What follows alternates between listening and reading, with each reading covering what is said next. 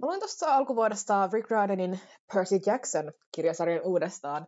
Ja mä putosin sieltä samaan kaninkoloon, jossa mä vietin aikaan joskus teini-ikäisenä, kun mä luin nämä kirjat ekaa kertaa.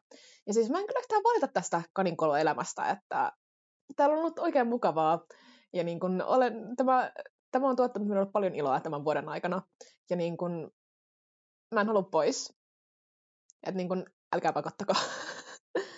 Silloin kun mä luin nämä kirjat aika kerran teininä, niin mä ajattelin vaan, että Luke on hahmo, joka on olemassa. Hän on tämän sarjan pahis ja siinä oikeastaan se.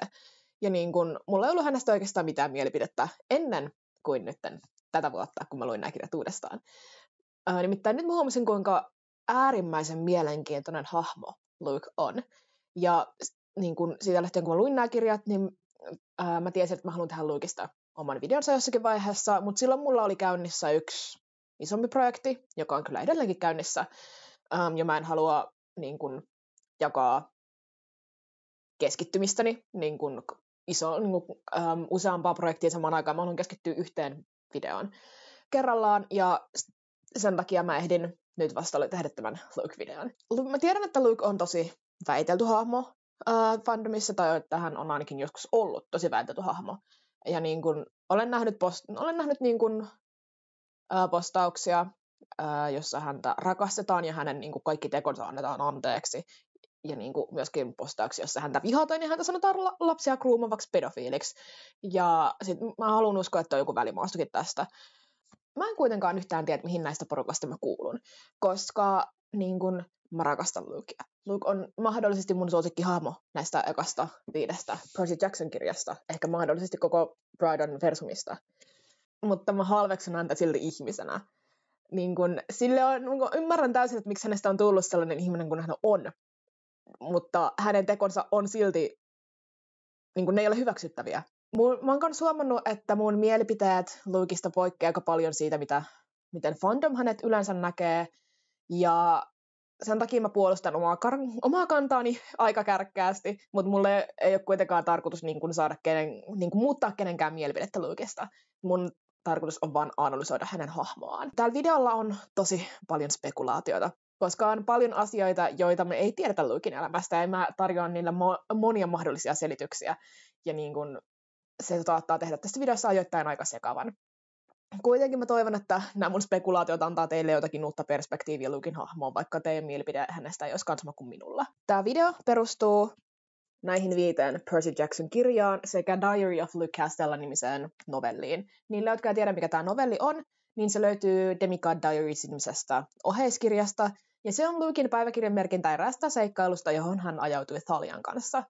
Ja tämän novellin lopussa on myöskin Luken, Annabethin ja Thalian ensitapaaminen Luken näkökulmasta. Ja jo mä sanon Thalia, en Thaleia, tai Thaleia? Kummin se nimi pitäisi lausua suomeksi? Tai suomennettu nimi pitäisi lausua.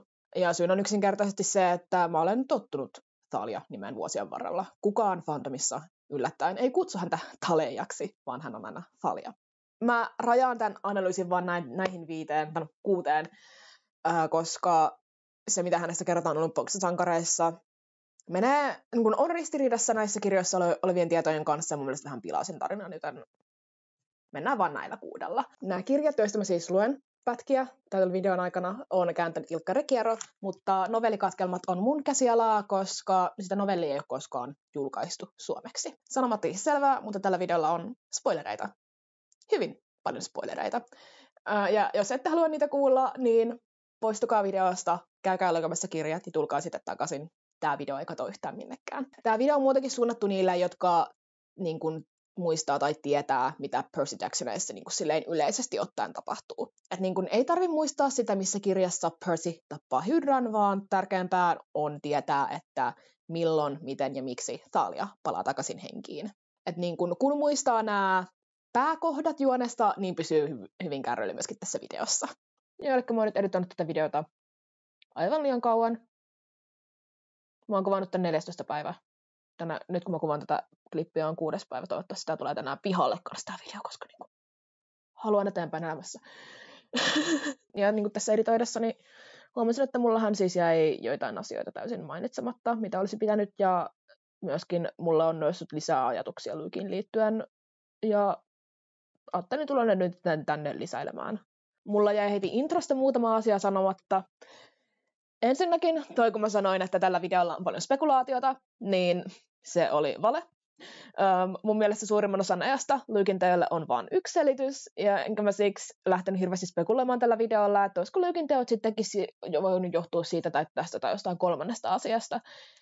Mä pysyn kuitenkin kannassani siitä, että tästä videosta voi saada uutta perspektiiviä, vaikka olisikin eri mieltä mun kanssa. Muuttihan Freudkin niin kuin ihmisten käsitystä psykologiasta tekemällä niin huonoja teorioita, että kollegat halusivat todistaa ne vääräksi, ja heidän tekemät tutkimukset muuttivat sitten tieteen käsitystä ihmismielestä. Tai jotain sinne päin. Mä en nopealla googlauksella löytänyt vahvistusta tälle tarinalle, jonka mä oon aikoinaan kuullut TikTokissa tai jossain muussa vastaavassa tosi luotettavassa lähteessä. Mä yritän siis sanoa, että tällä videolla mä puhun lähinnä mun omista mielipiteistä ja siitä, miten minä Lukein tulkitsen sen perusteella, mitä hänestä kirjoissa kerrotaan. Ja sitä kautta päästäänkin toiseen asiaan, joka mun oli tarkoitus sanoa, mutta mä unohdin kokonaan kirjoittaa ylös. Mua ei pätkääkään kiinnosta, mitä mieltä Riordan on Lukeista tai miten hän oli tarkoittanut Lukein tulittavaksi. Tarkoituksena on analysoida Lukea, ei arvailla, mitä Riordanin korvien välissä on tapahtunut kirjoittamisen aikana. Osittain mä siis jätän huomioita kanonselityksiin, jos kirjassa on tarpeeksi todisteita sitä vastaan. Toisin sanoen, mä en suostu uskomaan, että Luke olisi ollut ihastunut Annabethiin, ja ohitan kaiken siihen viittaavan sanomalla hahmot on pelotettavia kertojia, ja se vaan tarkoittaa, että Luke välittää. Toisaalta kanonia sivuttaa myös fandom ja Rick Riordan itse, joten ei mun välinpitämättömyys kanonista ole niin iso juttu, ainakaan mun mielestä. Jos vielä 3 huomautus tähän videon alkuun. Mulla on tällä videolla 2 tosi järsyttävää tapaa, jos ensimmäinen on se, että mä en katso kameraan. Kuvatessa mä en ilmeisesti tajunnut, että mun pitäisi katsoa tähän sieluttamaan pömpeliin, joka lepää mun läppärin päällä, ja tämä video on sen takia, mitä on. Jos teitä häiritsee, että mä en ota tehen katsekontaktia, niin käyttäkää tätä videota podcastina tai jotain. Ja sitten se toinen ärsyttävä asia, mä kerron sen vasta videon lopussa. Kannattaa katsoa se sinne asti. Mutta joo, eiköhän aloiteta. Kiitos, jos katsotte.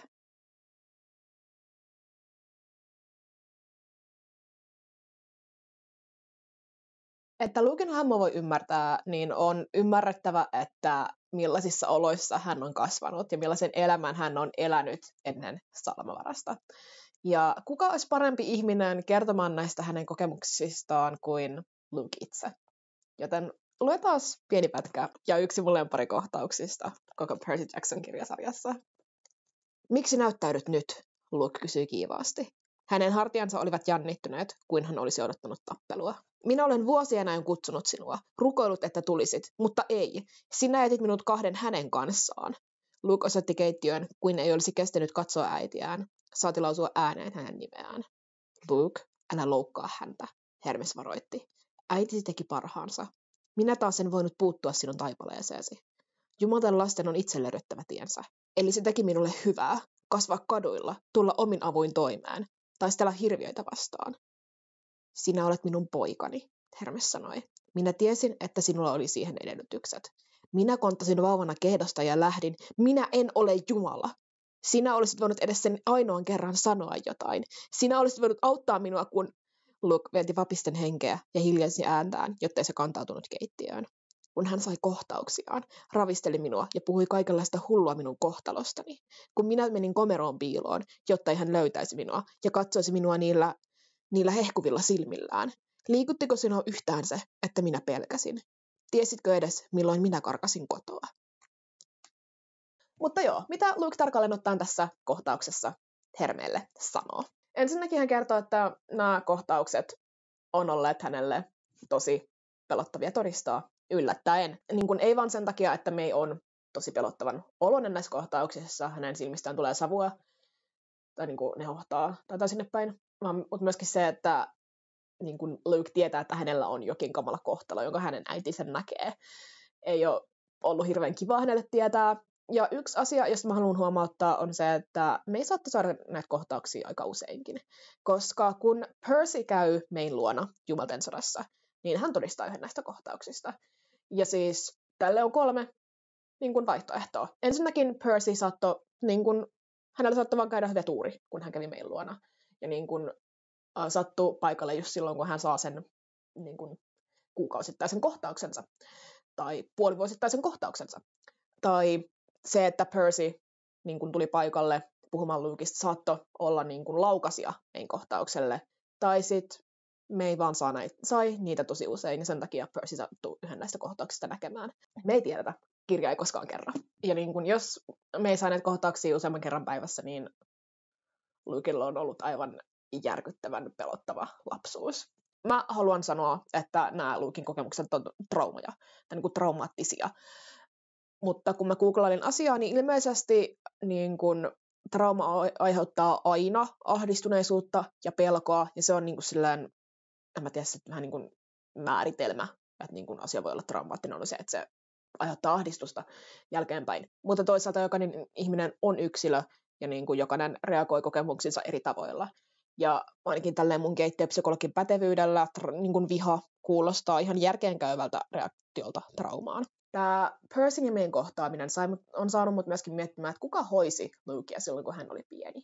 Mä jotenkin alitajuntaisesti niin kun näen meidän kirouksen sairautena. Mun pitää itselleni jatkuvasti muistuttaa sitä, että May on kirottu ja että hänen ongelmansa niin kun johtuu taijasta, eikä niin kun ole mikään oikean maailman sairaus. Ja mun mielestä meidän kirouksen voi nähdä vertauskuvana niin kun jollekin etenevälle krooniselle sairaudelle, kuten esimerkiksi muistisairaudelle, jollekin psykoosisairaudelle tai jollekin fyysiselle sairaudelle, joka rajoittaa ihmisen toimintakykyä. Niin kuin siinä tilassa, mistä me nähdään Jumalten sodassa, mä en usko, että hän olisi voinut huolehtia pienestä lapsesta. Siis niin kuin Luke oli vuodenikäinen, kun May sai tämän kirouksen. Ja vuodenikäisethän on sellaisia niin kuin vaahtosammuttimen korkuisia. Että niin kuin ne osaa ehkä just kävellä. Niin pieni lapsi ei pysty huolehtimaan itsestään. Mutta Lukesta kuitenkin kasvoi silleen fyysisesti terve nuori mies. Että niin kun joku hänestä on kuitenkin pitänyt huolta tällä varhaisina aikoina. Ja niin kun näissä kirjoissa ei ole mainintaa mistään niin kun Mayn perheenjäsenistä tai sukulaisista, jotka olisi voinut Lukea hoitaa. Mä en sano, että se on mahdotonta, että Castellanien luona olisi käynyt joku Mayn sisko tai täti tai joku hoitamassa Lukea silloin, kun hän oli pieni. Mutta mä kuitenkin kallistun enemmän siihen vaihtoehtoon, että May oli toimintakykyinen Luken varhaislapsuuden aikana. Tämä kirous ei saanut meitä menettämään järkeään, vaan se, mitä hän näki kirouksen takia. Ja se, että hän joutui niin kun, mahdollisesti useamman kerran päivässä, niin kun, hänet revittiin silleen pois todellisuudesta, ja hän joutui näkemään näitä kamalia asioita Luken kohtalosta. Musta tuntuu, että se on jotenkin niin kun, silleen järkevin vaihtoehto, koska Hermes ei ollut paikalla. Tai ehkä hän oli, mutta Luke vaan muista sitä. Hermeen vastaus, että mä en auttanut sua, koska Jumalilla ei ole oikeutta auttaa, tai Jumalat ei saa auttaa, oli se, joka sai Luken napsahtamaan. Hui! Joo, eli piti vastata puheluun tässä välissä. Se oli oikein mukava jumpscare. Mihinkäs mä jäinkään? Joo, eli se, että Hermes sanoo tässä, että mä en voinut auttaa sua, koska mä en saanut, oli se, joka sai Luken lopulta napsahtamaan. Koska Luken näkökulmasta hänen isänsä, kirjaimellinen Jumala, kaikki voipa ihminen, levittelee vain käsiään silleen, minkä mä voisin tehdä. Ei tässä ole mitään, mitä mä voin tehdä. Varsinkin, kun Hermes on paikalla vain, koska hän piti huolta meistä. Luken näkökulmasta Hermes valehtelee. Ja se sai silleen Luken lopulta napsahtamaan, että ei nämä jumalat oikeasti meistä piittaa ollenkaan. Tai oikeastaan Luke kuulee tässä kohtauksessa, että Hermes ja jumalat eivät piittaa hänestä. Kun kuuntelee, mitä Luke tässä sanoo, lähetin sen kohtauksen taas tuossa. Sinä olisit voinut auttaa minua, kun hän sai kohtauksiaan, ravisteli minua ja puhui kaikenlaista hullua minun kohtalostani, kun minä menin komeroon piiloon, jotta ei hän löytäisi minua ja katsoisi minua niillä hehkuvilla silmillään. Liikutteko sinua yhtään se, että minä pelkäsin? Tiesitkö edes, milloin minä karkasin kotoa? Kun mä luin tämän kohdan, sitten on tosi kauan aikaa, mä luin tätä kohtausta uudestaan, koska mä tykkäsin niin paljon. Kun mä huomasin tuonne, että miten paljon Luke puhuu vaan itsestään, tai oikeastaan Luke puhuu vaan itsestään tässä kohdassa, niin se sai mut ymmärtämään, kuinka itsekeskeinen hahmo Luke on. Luke puhuu vaan niin kuin, omista kärsimyksistään. Hän ei puhunut siitä, että Hermes ei koskaan auttanut meitä. Tai ei sanonut, että miksi sä jätit meidät yksin. Että miksi et sä tullut auttamaan meitä, vaan tai miksi et sä auttanut äitiä. Se puhuu siitä, että miksi et sä auttanut mua. Mutta mun mielestä se on myös ihan silleen ymmärrettävää, koska vaikka me ei ehkä olekin niin kuin silleen toimintakykyinen Luken varhaislapsuuden aikana, niin hänen tilansa on koko ajan mennyt huonompaan suuntaan. Ja Luke on joutunut niin kuin silleen elämään näissä pelottavissa oloissa. Ja niin kuin, jossain vaiheessa hän on luultavasti joutunut ottamaan enemmän vastuuta itsestään ja hyvinvoinnistaan. Ja ehkä myöskin niin kuin äitinsä hyvinvoinnista. Enemmän kuin mitä niin kuin hänen ikäiselleen lapselle olisi normaalia tai tervettä tai turvallista. Ja sen takia hänestä on kasvanut silleen vähän itsekeskeisempi, koska hän on joutunut miettimään niin paljon omaa turvallisuuttaan ja hyvinvointiaan. Ja niin kuin, varsinkin niin kuin tämä kohtaus tapahtuu sen jälkeen, kun Luke on asunut kaduilla vuosia yksin. Niin siinäkin ihan varmasti hän on niin kuin, joutunut tosi paljon miettimään itseään ja omaa selviytymistään. Joten se, että hänestä on kasvanut tuommoinen itsekeskeinen, niin kuin silleen, että minä ja minun niin kuin tarpeeni ovat tärkeimmät, on silleen mun mielestä ihan luonnollinen reaktio noihin kasvuoloihin. Mutta hän on itsekäs. Luke on tosi itsekäs. Muistakaa se. Ja tuosta kadulla asumisesta aasinsillalla siihen, kun hän asui kaduilla. Ensinnäkin tässä niin kun Jumalten sodassa annetaan 2 selitystä Luken karkaamiselle. Ja ne tulee itse asiassa samasta vuorosanasta. Luke oli niin hyvä poika, rouva Castellan sanoi hiljaa. Hän lähti pois suojellakseen minua. Hän sanoi, että jos hän lähtisi pois, hirvet eivät uhkaisi minua. Ja sitten sille muutama niin kuin lausetta myöhemmin. On ihanaa, kun sinä tulit kotiin. Minä tiesin, että et sinä häpeä minua. Ja niin kuin toi jälkimmäinen vuorosana on tietenkin Lukelle osoitettu. May siis sanoo, että Luke karkas, koska hän halusi suojella meitä, mutta myöskin hän sanoo, että Luke karkas, koska hän häpesi meitä. Ja kumpi näistä siis on totta? Pitää siis muistaa, että May on aivan pihalla Jumalten sodassa. Ja mitä hän sanoo, ei voida niin kuin pitää 100% luotettavana. Mutta tässä vuorosanassa siis me ensinnäkin sanoo, että Luke olisi niin kuin karannut kotoa tai niin kuin lähtenyt kotoa, koska hän halusi suojella meitä hirviöitä. Ja siis voi olla, että me ei vaan muistaa väärin, tai että hän on ymmärtänyt asioita väärin, tai että hän on keksinyt tämän vuosien varrella silleen niin kuin suojelumekanismina, että hän on jotenkin itseään suojellakseen keksinyt tämän idean, että Luke karkas hirviöiden takia, ei sen takia, koska hän ei enää halunnut asua kotona. Mutta toisaalta Megan sanoo, että tiesin, että et häpeä minua, joka niin kuin kuulostaa enemmän silleen Luken motiivilta niin kuin lähteä kotota. Että niin kuin hän on vuosien varrella alkanut jotenkin halveksua äitiään syystä tai toisesta. Ehkä hän syyttää äitiään siitä, että hän sai tämän kirouksen.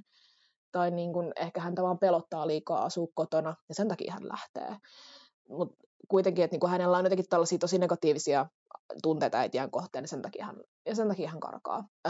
Kumpi tahansa näistä voi olla totta, tai että kumpikaan niistä ei ole totta. Mutta mun mielestä ehkä mielenkiintoisinta olisi se, että molemmat näistä syistä on totta. Mun mielestä olisi jotenkin tosi kiinnostavaa miettiä, niin kuin silleen tulkita nämä vuorosanat silleen, että Luke lähti kotoota, koska hän halveksui äitiään, hän niin kuin pelkäsi häntä tai että niin kuin, ihan mikä tahansa syy, mutta niin kuin hän niin kuin lähti kotoa, koska hän ei enää halunnut asua siellä. Mutta hän halusi suojella äitiään ja hänen tunteita ja niin kuin lähtiessään valehteli äidilleen, että mä lähden hirviöiden takia. Ja niin kuin, jos Luke niin kuin lähtiessään valehteli äidilleen, niin se niin kuin vaan vahvistaa mun teoriaa siitä, että Luke ei syntynyt itsekkääksi, vaan hän kasvoi itsekkääksi. Koska jos hän on 9-vuotiaana jonkun verran ajatellut äitinsä tunteita, niin kuin valehdellut niin kuin lähdön syistä, niin se jotenkin vahvistaa sitä. Ja mun mielestä on myös ihan silleen kiinnostavaa, että tässä novellissa Luke yrittää olla katumatta lähtemistään. Että niin kuin hän edelleen välittää äidistään jonkin verran. Tässä novellissa myöskin kerrotaan, että Luke niin kuin edelleen 14-vuotiaana rukoili isänsä.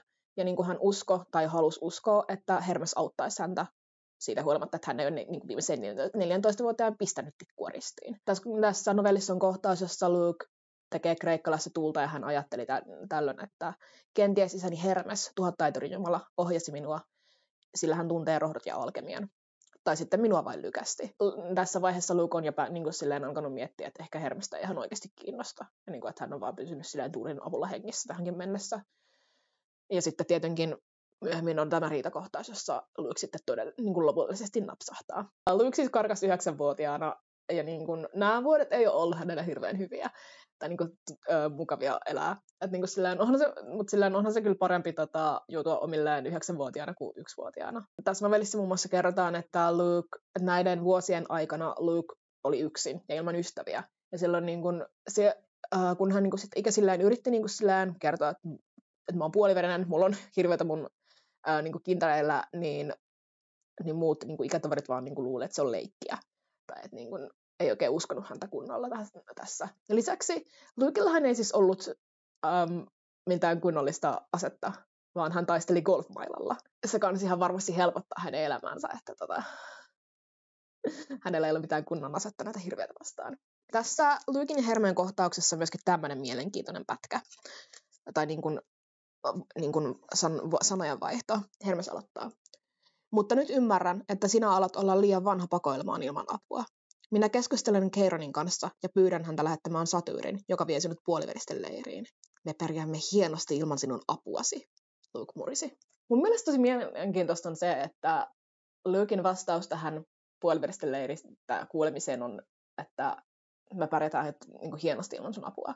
Joo. Eli tässä kohtaa mun oli tarkoitus mainita, että on kiinnostavaa, että Luke ei ollut yllättynyt, kun Hermes mainitsi puoliveristen leirin. Ja se johti tähän seuraavaan pohdintaan, ihan sellainen kontekstina, joka saa mut miettimään, että tiesikö Luke puoliveristen leiristä?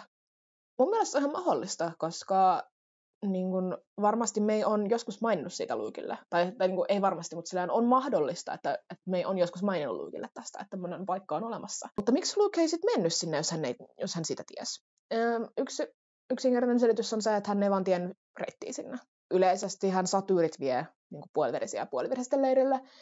Luke ei ollut vielä siinä iässä, että Satyrit olisi niin kuin löytänyt häntä koulusta, koska hän karkasi 9-vuotiaana kotoa, eikä sen jälkeen, ja tuskin hän sen jälkeen kävi enää koulussa. Tämmöinen, minkä mä oon kirjoittanut kans ylös niin myydäksi niin vaihtoehdoksi, että miksi Luke ei mennyt leirille, on se, että hän vihasi Jumalia. Ja sen takia ei halunnut mennä sinne, mutta sen perusteella, mitä kuullaan niin kuin Luken suhtautumisesta isänsä novellissa, niin on ihan mahdollista, että niin kuin hän ei vielä tässä vaiheessa ollut vielä sillään hirveän katkera niin kuin oloista, niin kuin sillään, että hän ei vielä tässä vaiheessa vihannut Jumalia, ihan hyvin olisi saattanut mennä sinne leirille. Ja lisäksi on ihan mahdollista, että Luke ei tiennyt leiristä. Että niin kuin me ei ollut koskaan maininnut hänelle, että leiri on olemassa. Ja niin kuin tämä on ensimmäinen kerta, kun hän kuulee puoliveristen leiristä, ja Luke vaan miettii, että liian vähän, liian myöhään, että niin kuin, en mä minnekään leirille enää halua. Koska se on teidän tyyppien pyörittämä. Luken elämänkoettelemukset eivät sitten tietenkään päättyneet tähän. Tai niin kuin senkin jälkeen, kun hän pääsi turvaan puoliveristen leirille, niin hänelle tapahtui vielä ikäviä asioita. Tai no tietysti yksi aika järkyttävä asia tapahtui jo siinä niin kuin leirin rajalla, kun Thalia kuolee. Thalia oli Luken hengenheimolainen. Thalia on ensimmäinen ihminen, kenet Luke on tavannut, tai kenet me tiedetään, että Luke on tavannut, joka oikeasti ymmärtää, että mitä hän on joutunut kokemaan. Koska Thaliakin on puolijumala. Hänellä on ollut aivan yhtä vaikea niin kuin varhaislapsuus kuin Lukella on ollut. Ja se, että hän joutuu näkemään, kun Thalia kuolee, on ollut hänelle tosi järkyttävää. Ja Luke syyttää tästä asiasta Jumalia. Salamavarkaassa hän sanoo, mistä se vuorosana on, älä puhu Thaliasta, Luke huudahti. Jumalat antavat tahallaan hänen kuolla. Se on yksi monista asioista, joista he saavat maksaa. Selkeästi Luke on edelleen tosi katkera Thalian kohtalosta, koska hän miettii, että jumalat on kaikkivoipia. Miten niin? Ne ei saanut Thaliaa pelastettua. Tiedättekö? Se on niin todennäköisesti ollut hänen tämä niin ajatuksensa tässä. Ja sitten myöhemmin tietenkin semmoinen oikeasti niin viimeinen naula arkkuun oli Luken epäonnistunut etsintäretki. Mä niin sanoin, että Hermeen tapaaminen sai Luken napsahtamaan.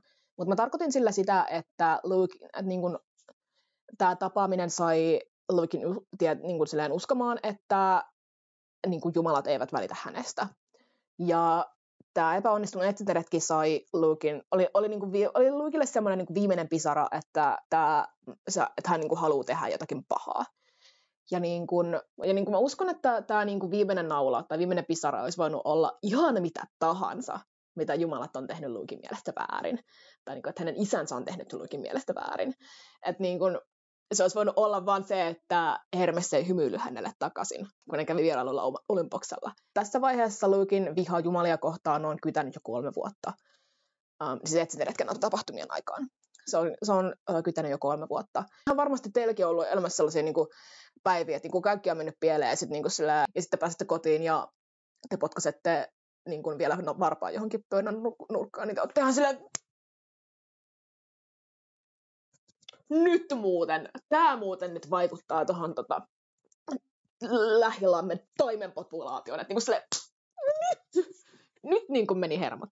Mä uskon, että niin kuin tässä on ollut kyse vähän samanlaisesta tilanteesta, että on ollut niin paljon kaikkea vaikeita asioita Luken elämästä, ja sitten niin hän joutuu niin etsintäretkelle, jossa hän ei onnistu, ja hän saa ihan hirveästi niin kuin sellaista sääliä niin kuin häntä kohtaan. Ja niin kuin se, että se etsintäretkikin on ollut alun perin ihan hirveän typerä. Että niin kuin, kuten Luke itsekin sanoi, niin hän ei yhtään tykännyt tästä etsintäretkestä, koska Herakles teki sen saman jutun. Nyt hän niin kuin näyttäytyy isälleen silleen, niin kuin huonossa valossa. Että se oli niin kuin hänelle sitten se niin kuin, varmaan potkaisu pöydän nurkkaan, että niin kuin silleen, nyt muuten Olympos saa kärsiä.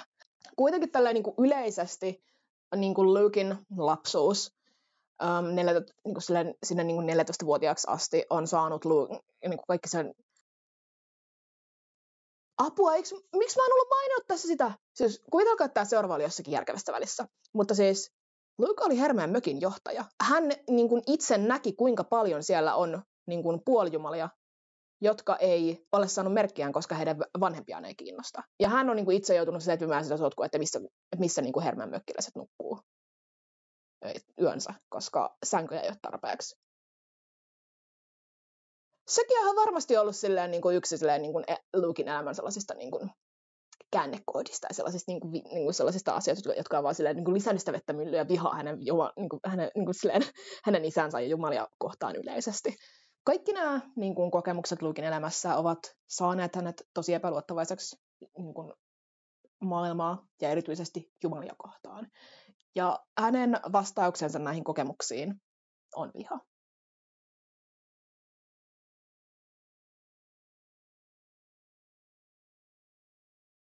Mä luin Rydan Wikistä, että Luken kuolettava vika, vaikea sanoa, pahin vika, tai englanniksi fatal flaw, on viha. Ja niin kuin mä en tiedä, mistä tieto on, koska siinä ei tietenkään ole merkitty mitään lähdettä. Tai jos te kirjoitatte jotakin fanivikeihin, niin pistäkää niin kuin niille kanssa lähteet niille tiedoille, koska ette tiedä, että kuka niin kuin, mukamas fiksu videoessee-tyyppi haluaa niin kuin tietää, että tarkalleen, että mistä eri tiedot on peräisin. Mutta mä niin kuin olen nyt päättänyt uskoa tähän tietoon, koska se käy järkeen ja muutenkin puolijumalia on tosi vaikea niin kuin analysoida ilman, että tietää, mikä on heidän pahin vikansa, koska se on niin dominoiva piirre heillä. Mutta joo, Luken pahin vika on siis viha, mutta hän on muitakin asioita kuin pelkästään vihainen. Hirveyden meressä esimerkiksi näytetään, kuinka paljon Luke nauttii olostaan ravintoketjun huipulla. Hän niin kuin on jotenkin tosi välinpitämätön niin kuin risteilymatkustajista ja siitä, että he on niin kuin zombeja. Ja kun toinen niin kuin näistä hänen kätyreistään niin kuin rangaistuksen satuttaa itteensä, niin Luke ei ole moksiskaan tästä. Niin kuin häntä ei selkeästi kiinnosta, että mitä muille tapahtuu, joka jälleen myöskin kerran vahvistaa sitä mun ajatusta siitä, että Luke on itsekeskeinen. Luken näytetään myöskin niin kuin manipuloivan ihmisiä tosi paljon. Niin kuin tällaisia nimettyjä hahmoja, joita me tiedetään, että niin kuin, joita Luke on manipuloinut, on tietenkin Silena ja Chris Rodriguez, niin kuin, jotka hän värväsi puolelleen niin kuin ollessaan leirillä tai pian sen jälkeen. Ja mahdollisesti nämä niin kuin lupaukset, joita hän on antanut heille, ovat olleet tyhjiä. Ainakin Silenan tapauksessa ne oli, koska Luke lupasi suojella Beckendorfia. Eikö se ollut näin, mitä hän sanoi siinä kuolinkohtauksessaan? Mä siis olen tosi hyvin valmistautunut tähän esseeseen, miten niin.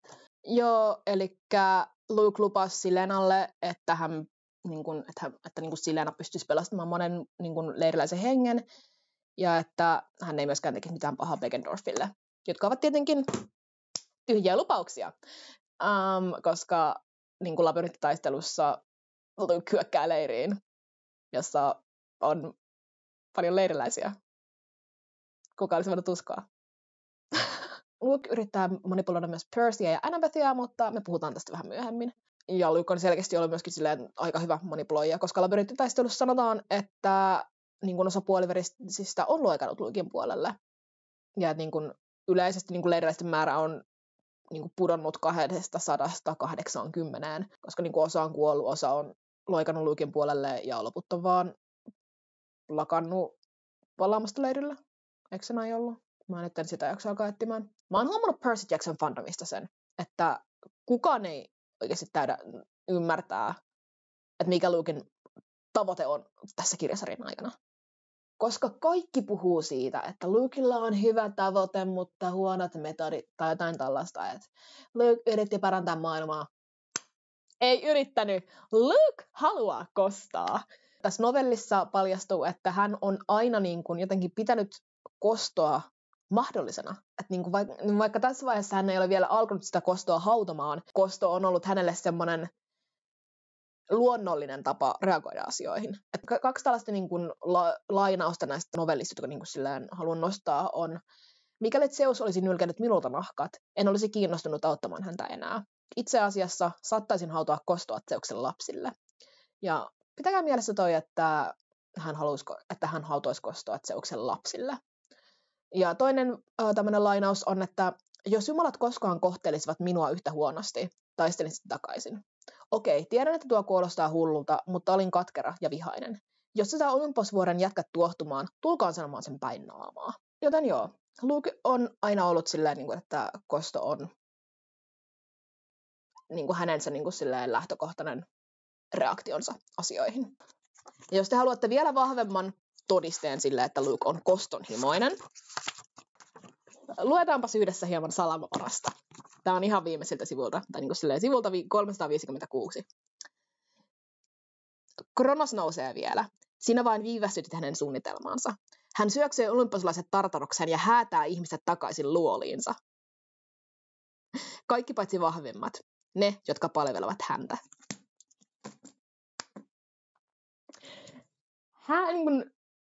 Häätää Jumalat Tartarokseen ja pakottaa ihmiset takaisin luoliinsa. Jos te haluatte vielä enemmän todisteita, Hirviöiden meri. Percy aloittaa. Hermes, sanoi, ettei luovu toivosta sinun suhteesi, vaikka olisit kuinka vihainen. Vihainenko? Luke ärjähti. Luovu toivosta minun suhteeni. Hän hylkäsi minut. Minä haluan tuhota Olympoksen, murskata joka ainoan valtaistuimen. Sano Hermeelle, että se asia on aivan varma. Eikä huomaa, että mulla menee hermot. Mä en siis tiedä, onko mut menee jotenkin tosi oleellista ohi tässä. Koska ainut, mitä mä luen näistä kirjoista, on se, että Luke on vihainen ja että hän haluaa kostaa ja että hän haluaa tuhota sen maailman, jonka jumalat on luoneet. Mutta sitten fandomissa puhutaan siitä, että Luke haluaa paremman maailman. Ja että hän liittoutuu Kronoksen kanssa pistääkseen jumalat vastuuseen teostaan ja muuttaakseen asioita. Ja mä en tiedä, että onko mä väärässä vai että onko fandom väärässä. Mutta jos fandom on väärässä, niin ehkä se johtuu siitä, että kaikki puhuu siitä, että Luke haluaa paremman maailman. Niin se jotenkin sit vääristää niiden ihmisten mielipiteitä, joilla on esimerkiksi vierähtynyt hetki siitä, kun ne on lukenut nämä kirjat ekan kerran. Ja sen takia he uskoo, että ai jaa, että en ollut tajunnutkaan sitä, että Luke on oikeasti hyvistä, että hänellä on hyvät tarkoitusperät. Että en muistanutkaan tätä. Mä olin jotenkin muistanut, että Luke on täysin paha. Ja se alkaa sen pohjalta kanssa tekemään omia postauksiaan. Ja se jotenkin sitten levittää tätä väärää narratiivia tai näkökulmaa. Tai sitten mä vaan olen väärässä. Ja enkä osaa lukea kunnolla. Ja ymmärrän asioita väärin. Ja siis mä pidän sitä oikeasti mahdollisuutena, koska mähän olen blondi. Mä haluan nyt tarttua tuohon, kun mä sanoin, että pitäkää mielessä, että Luke on valmis kostamaan Zeuksen lapsille jotakin, mitä Zeus on tehnyt. Percy Jacksonithan on siis tarina kostosta ja koston kierteestä. Sivullisista uhreista ja siitä, miten nämä uhrit pistää pahan kiertämään. Koko Percy Jacksonin tarinahan alkoi siitä, kun oraakkeli antoi ennustuksen 3 suuren lapsesta, joka voi tuhota Olympoksen. Ja tämän takia Zeus vaati Hadeksen lapsia itsellään. Ja Hades ei suostunut, joten Zeus tappoi Marian ja yritti tappaa Nikon ja Biancan kostona tästä Hadeksen tottelemattomuudesta. kostoksi Marian kuolemasta Hades kirosi oraakkelin. Ja niin kuin oraakkelin kirous siirtyi meille, joka traumatisoi Luken, ja kostona Luke päätti tuhota Olympoksen.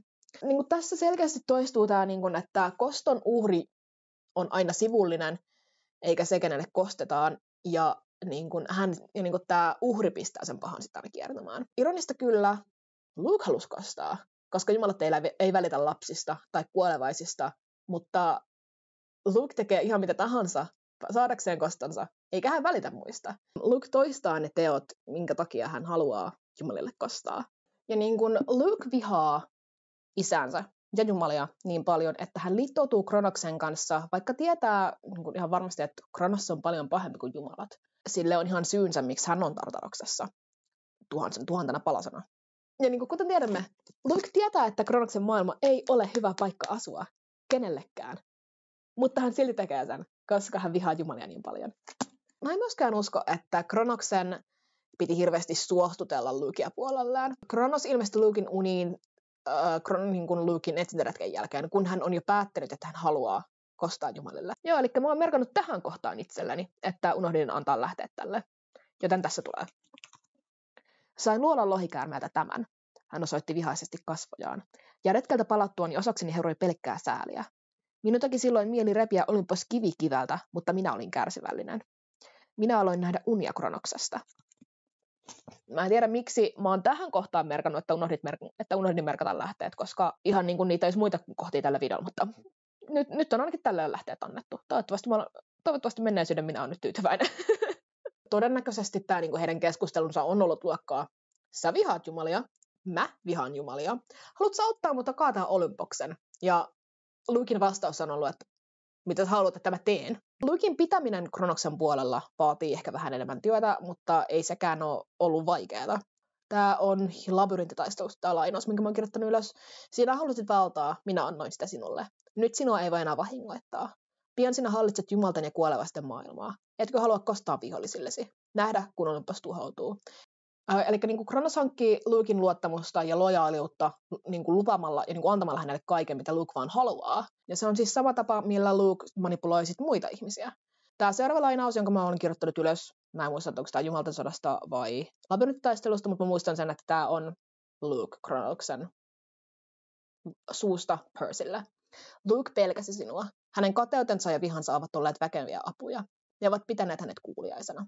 Et niin kun sen lisäksi, että Kronos on niin kun luvannut Lukelle kaikkea, niin hän on myöskin niin kun pitänyt Luken puolellaan muistuttamalla häntä siitä, että mitä Luke saa, jos hän, niin kun, jos hän ei käännä selkäänsä Kronokselle. Et niin kun joka ikinen kerta, kun Luke osoitti jotakin epäilyksiä, niin Kronos vaan muistuttaa Lukea, että hei, sä vihaat jumalia, jos sä pysyt mun kanssa, niin ne tuhoutuu. Ja Luke on sillä, että no joo, toi on hyvä pointti. Mä oon nähnyt jonkin verran puhetta siitä, että Kronos olisi manipuloinut Lukea, mutta mä en hirveästi usko siihen, koska mun mielestä Luken ajatusmaailmaa ei tarvi muokata.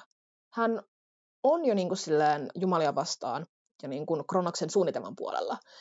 Että niin kuin häntä ei silleen hirveästi tarvinnut niin kuin suostutella ja manipuloida Kronoksen puolelle. Okei, mä en voi täysin väittää, etteikö kirjoissa olisi viitteitä sille, että Kronos ei olisi manipuloinut Lukea. Salamavarkaassa esimerkiksi on tämmöinen sananvaihto Luken ja Percyn välillä. Hän aivopesee sinua, minä sanoin. Erehdyt. Hän osoitti minulle, että minun lahjani menevät hukkaan. Sitten jossakin kohtaa aikaisemmin tällä videolla oli joku vuorosana, minkä mä kirjoitin ylös. Ja sinä halusit valtaa, minä annoin sitä sinulle. Nyt sinua ei voi enää vahingoittaa. Pian sinä hallitset jumalten ja kuolevaisten maailmaa. Etkö halua kostaa vihollisillesi? Nähdä, kun Olympos tuhoutuu. Ja myöskin tämä Luke pelkäsi sinua. Hänen kateutensa ja vihansa ovat olleet väkeviä apuja. Ne ovat pitäneet hänet kuuliaisena. Eli kirjoissa on viitteitä myös siihen, että Kronos olisi manipuloinut Lukea. Mutta jos sitä manipulaatiota on tapahtunut, niin mä uskon sen olleen enemmän Luken vihan ruokkimista, ei aivopesua, eikä manipulaatio ole saanut Lukea lojaaliksi Kronokselle. Päinvastoin Luke hankaa aika monessa asiassa vastaan sarjan aikana. Esimerkiksi Salamavarkassa, kun hän varastaa pimeyden kypärän ja mestarisalaman, niin hän pitää ne itsellään Kronoksen pyyntöjä vastaan. Hän hankaa vastaan niin kun silloin, kun Kronos haluaa ottaa Luken ruumiin, ja Luke on silleen, että ei, että niin kun me saadaan Thalia niin kun meidän puolelle. että ei sen tarvitse mun ruumista ottaa. Mun mielestä oli kans joku kohta, mä en nyt muista, se oli joku, että Luke taisi itse... Se oli Titanien kirauksessa. Hetkon, oliko se labyrinttitaistelussa? Koska oliko se ehkä se oli jotakin kuin, niin kuin Luke tarjota menemään labyrinttiin tai jotain. Aivan, se on tässä. Vakojamme kertovat onnistuneensa, herrani, Luke sanoi. Puoliveristen leiristä lähetetään joukko etsiretkelle, kuten ennustitte. Meidän osuutemme on melkein valmis. Mainiota. Kun saamme selville, miten suunnistaa sokkelossa, minä johdan etujoukkoa itse. Luke sulki silmänsä kuin kootakseen ajatuksensa. Kuin kootakseen ajatuksena. Ilkka Rekiero, opettele kirjoittaa. Herrani, ehkä on vielä ennenaikaista. Ehkä Krios tai Hyperion voisi johtaa. Eli niin kuin tässäkin hän niin kuin pistää vastaan tuolle ajatukselle, koska hän ei halua menettää ruumistaan. Kuitenkin pointtina on se, että Luke pistää vastaan Kronoksen suunnitelmalle useamman kerran näissä kirjoissa. Että silleen, joo, Kronos hallitsee Lukea jonkin verran, mutta todellisuudessa, jos Kronos oikeasti alkaisi liikaa ryttyilee, niin Luke vaan jättäisi sen. Hän ei ole millään tavalla riippuvainen Kronoksesta. Vaan tilanne on päinvastainen. Kronos tarvii Lukea. Ja vaikka Luke olisikin jotenkin manipuloitu, niin häntä ei ole siltikään aivan pesty. Että niin kuin hän olisi tehnyt nämä samat asiat huolimatta Kronoksen vaikutuksesta. Että niin kuin aina mitä Kronos antaa hänelle on välineet. Ja koska Luke olisi tehnyt nämä niin kuin Kronoksen vaikutuksesta huolimatta, niin hän on 100% vastuussa teostaan. Ja niin kuin nimenomaan tämän vastuun takia mä en tykkää tästä Luke oli manipuloitu narratiivista, koska se poistaa Luken vastuuta teostaan. Luke pysyy koko kirjasarjan ajan Kronoksen puolella koston takia. Se on hänelle tärkeämpää kuin mikään muu maailmassa. Jopa tärkeämpää kuin Thalia ja Annabeth, jotka on Luken uusi perhe.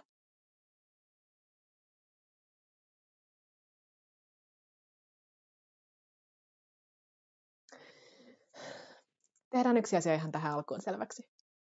Luke ei ollut ihastunut Annabethiin. Mä niin paljon vihaan tätä tulkintaa heidän suhteestaan, koska sillä ei ole mitään vahvistusta kirjoissa, paitsi tietenkin se yksi vuorosana Jumalten sodasta, joka on monitulkintainen.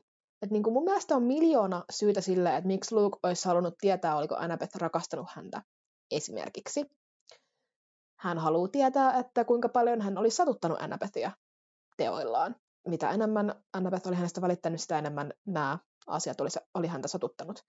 Tai ehkä Lukea on vuosien ajan häirinnyt tämä epätietoisuus, että oliko Annabeth, jota hän piti pikkusiskonaan, rakastanut häneen vai ei.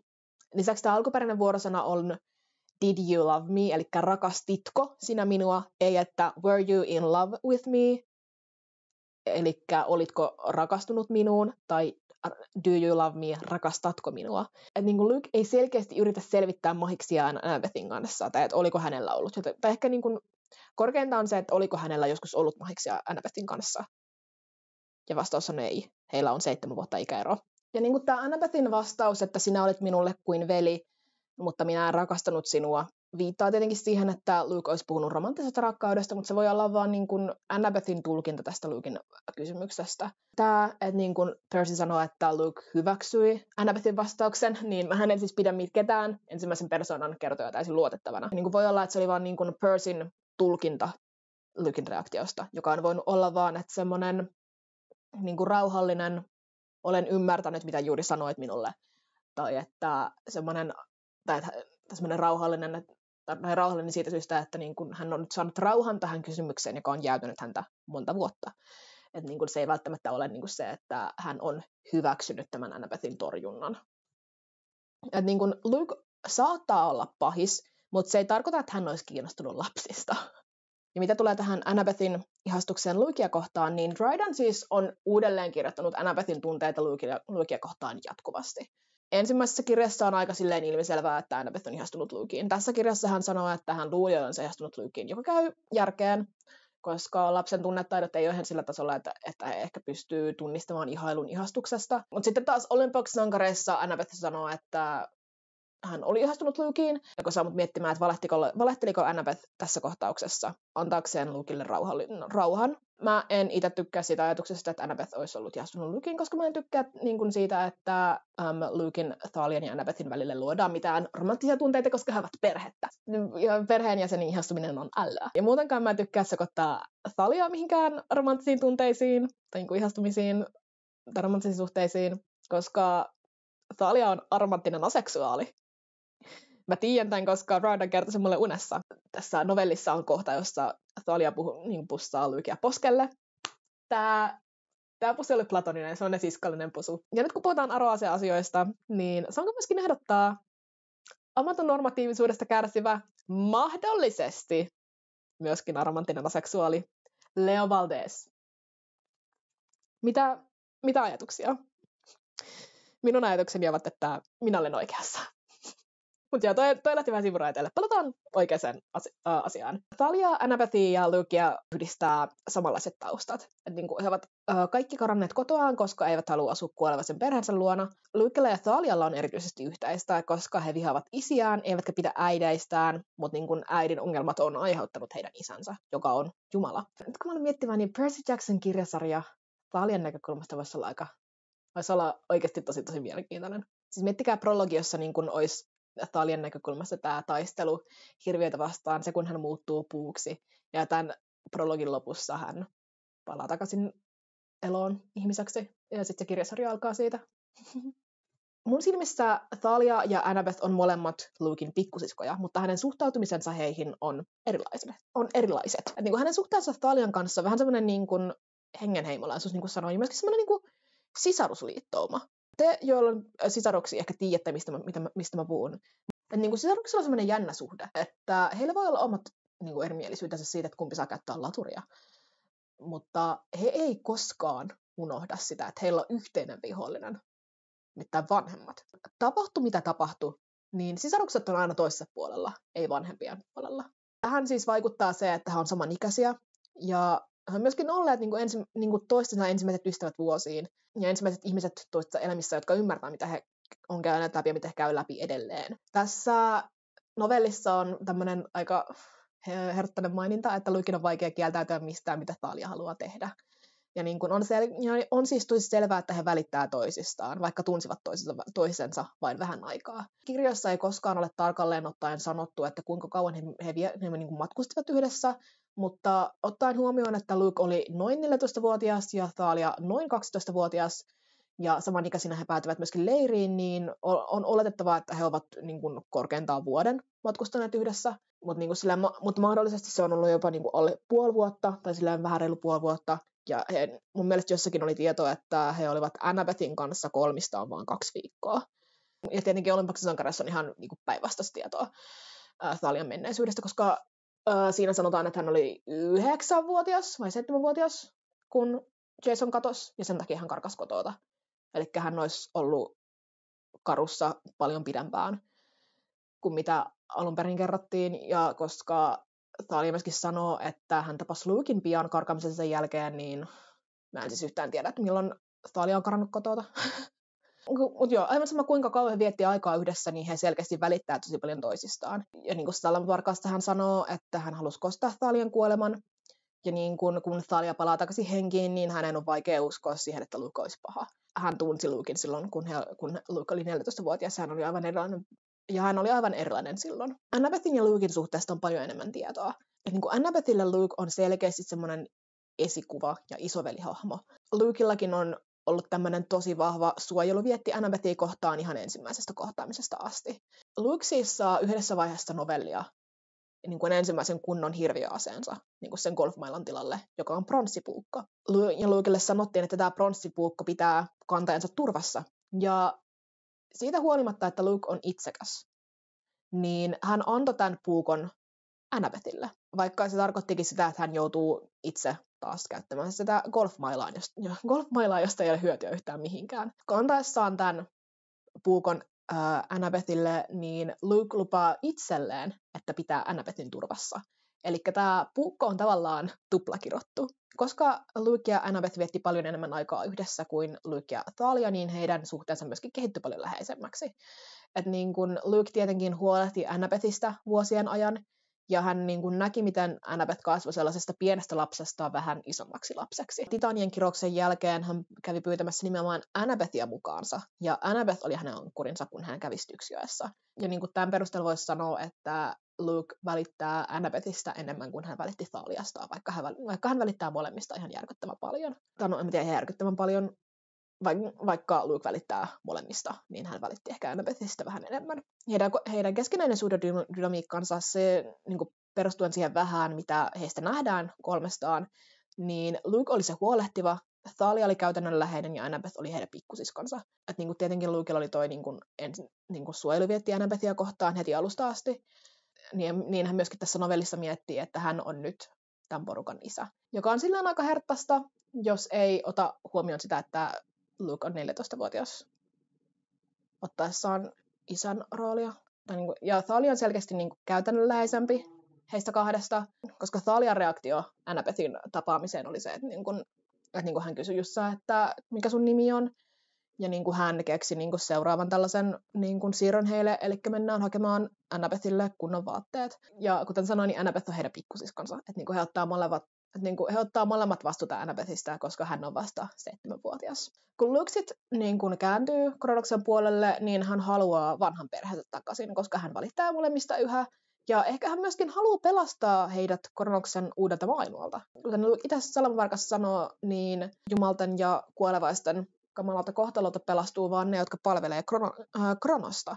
Että niin kun, ehkä senkin takia hän sitten niin yrittää jotenkin suostutella heidät Kronoksen puolelle, että he pelastuu niin kun siltä, mitä Kronos on suunnitellut puolijumalien varalle. Voi myös olla, että Luke näki Annabethin ja Thalian hyvinä aseina jumalia vastaan. Ja sen takia hän yritti saada heidät Kronoksen puolelle, koska Annabeth on tosi älykäs, ja Thalia saattaa olla tämä ennustuksen puolivijumala, joka tuhoaa Olympoksen, niin miksi Luke ei haluaisi, ja niin kuin, miksi Kronos ei haluaisi heitä omiin riveihinsä? On typerää olla yrittämättä saada heitä niin kuin puolelleen. Voi olla, että Luke yrittää saada heidät Kronoksen puolelle, koska hän haluaa pelastaa heidät, mutta myöskin voi olla, että hän yrittää saada heidät Kronoksen puolelle, koska heistä on hyötyä tai molempia. Kuitenkin sen sijaan, että hän olisi selittänyt niin kuin Annabethille ja Thalialle, että missä hän haluaa heidät hänen puolelleen, niin hän yrittää manipuloida heitä niin Kronoksen puolelle. Joka kans voi johtua siitä, että he ehkä voisi liittoutua Luken kanssa, mutta ei tekisi sitä todellakaan Kronoksen kanssa, joten heitä on ehkä vähän pakko manipuloida. Nyt kun mä alan miettimään, mä tarvitsen tänne jonkun lukuvalon kohta. Täällä alkaa tulla pimeä. Jos mä laitan valot päälle, niin kuinka paljon tää videolaatu kärsii? Koska minä en näe lukea. Mitä Darth Vader sanoi silmälääkärissä? Minä en näe lukea. Sopii videon teemaan. Minä ymmärrän, että sinä haluat tuhota leirin, Annabeth huusi. Sinä olet hirviö. Luke pudisti päätään. Jumalat ovat sokaisseet sinut. Etkö sinä pysty kuvittelemaan maailmaa ilman heitä, Annabeth? Tule minun puolelleni. Voimme aloittaa uuden maailman. Meillä olisi käyttöä sinun älykkyydellesi, Annabeth. Sinä olet ansainnut jotain parempaa kuin hiljua mukana toivottamalla retkellä, jolla te yritätte pelastaa leirin. Ei mennä enää kuukauttakaan, kun hirviöt valtavat puoliveristen kukkulan. Eloon jäivillä sankareilla ei ole muuta vaihtoehtoa kuin liittyä meihin. Muuten heidät metsästetään sukupuuttoon. Annabeth, sinä voit toteuttaa haaveesi ja ryhtyä arkkitehdiksi. Voit rakentaa monumentin, joka pysyy pystyssä 1000 vuotta. Temppelin seuraavan aikakauden valtiaille. Niin kun Luke käyttää hyödykseen tietoa niin kun Annabethistä ja niin kun lupailee Annabethille sitä, mitä hän haluaa. Se, mitä mä oon nyt lukenut tästä ääneen, on se, että Luke houkuttelee Annabethia myös sanomalla, että Thalia olisi hänen puolellaan, jos hän olisi hengissä. Tai jos hän olisi hengissä. Ja niin kun, nämä saattaa olla täysin tyhjiä lupauksia. Me ei tiedetä, koska Annabeth ei koskaan liittynyt Luken puolelle.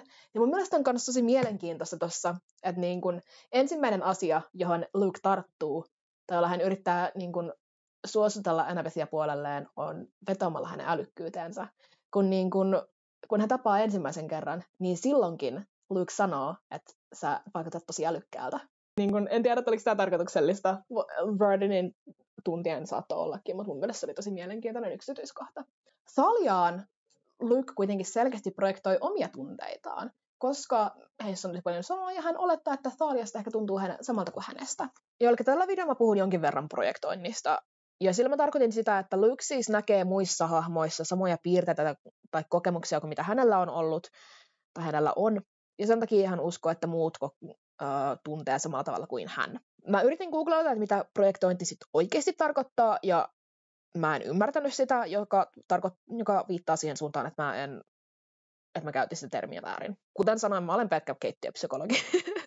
Tämä on niin kuin Luken viesti Thalialle Manticoroksen kautta.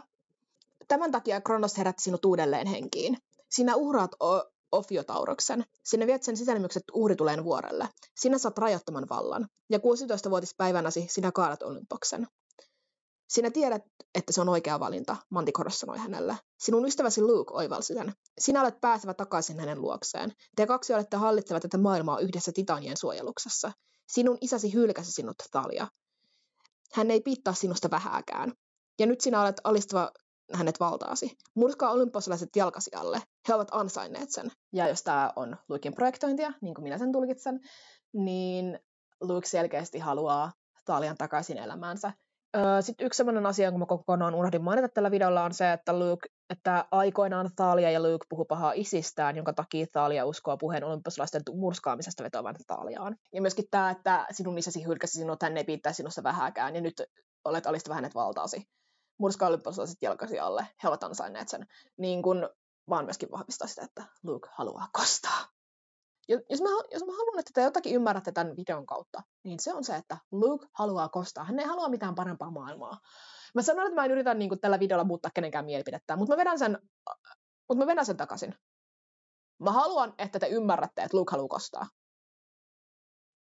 Se on tosi tärkeää mulle, että te ymmärrätte sen. Annabeth ja Thalia ei sitten tietenkään tule Luken puolelle, koska Kronos on vähän niin kuin aika huono juttu.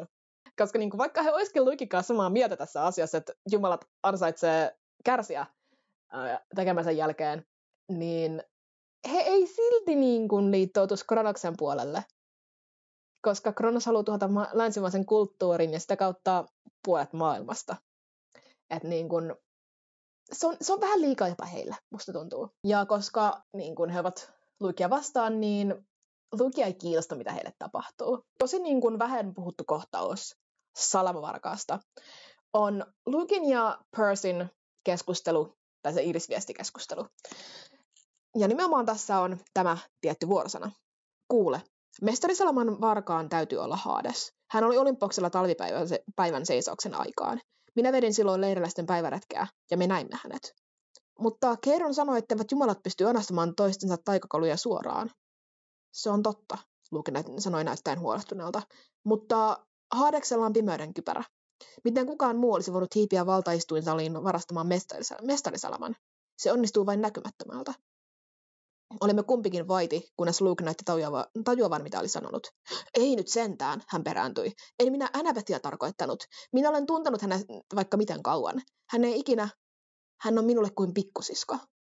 Mä en tiedä siis, mitä tuosta kohtauksesta pitäisi miettiä. Koska siis, ton voi ottaa kirjaimellisesti. Että niin kun Luke yrittää vahvistaa oletusta Hadeksen syyllisyydestä, jotta Percy menisi manalaan. Ja niin kun tajuaa tehneensä virheen syyllistäessään Hadesta varkaaksi. Ja sitten niin kun yrittää vakuuttaa kuitenkin Percyä enemmän, tai sitten yrittää vihjata jonkun varastaneen pimeyden kypärän, ja sitten syyttää vahingossa Annabethia.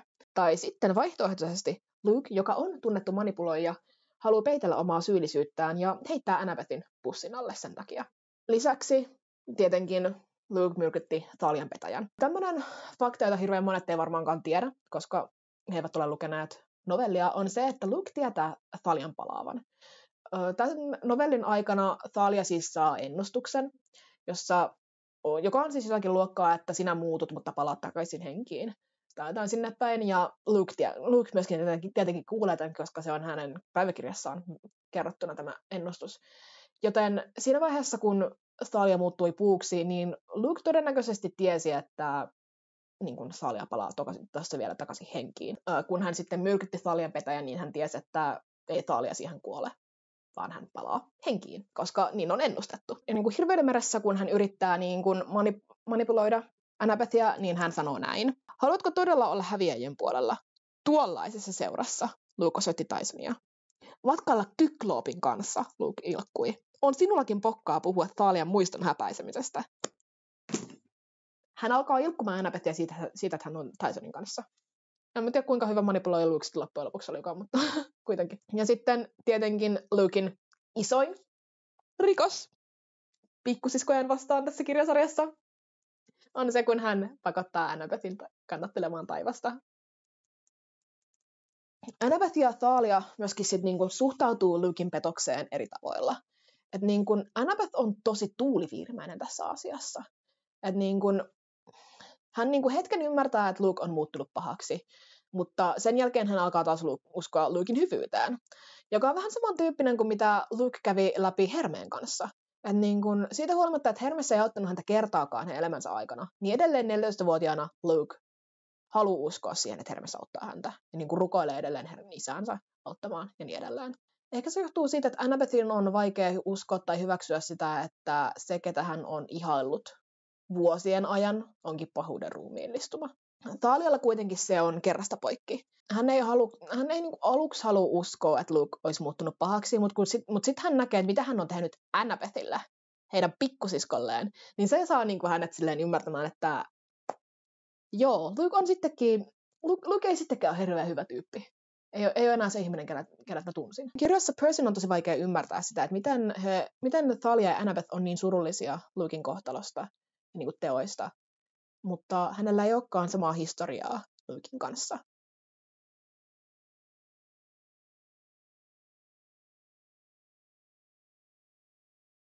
Kirjasarjan aikana Luke ei oikeastaan tee Percylle mitään pahaa.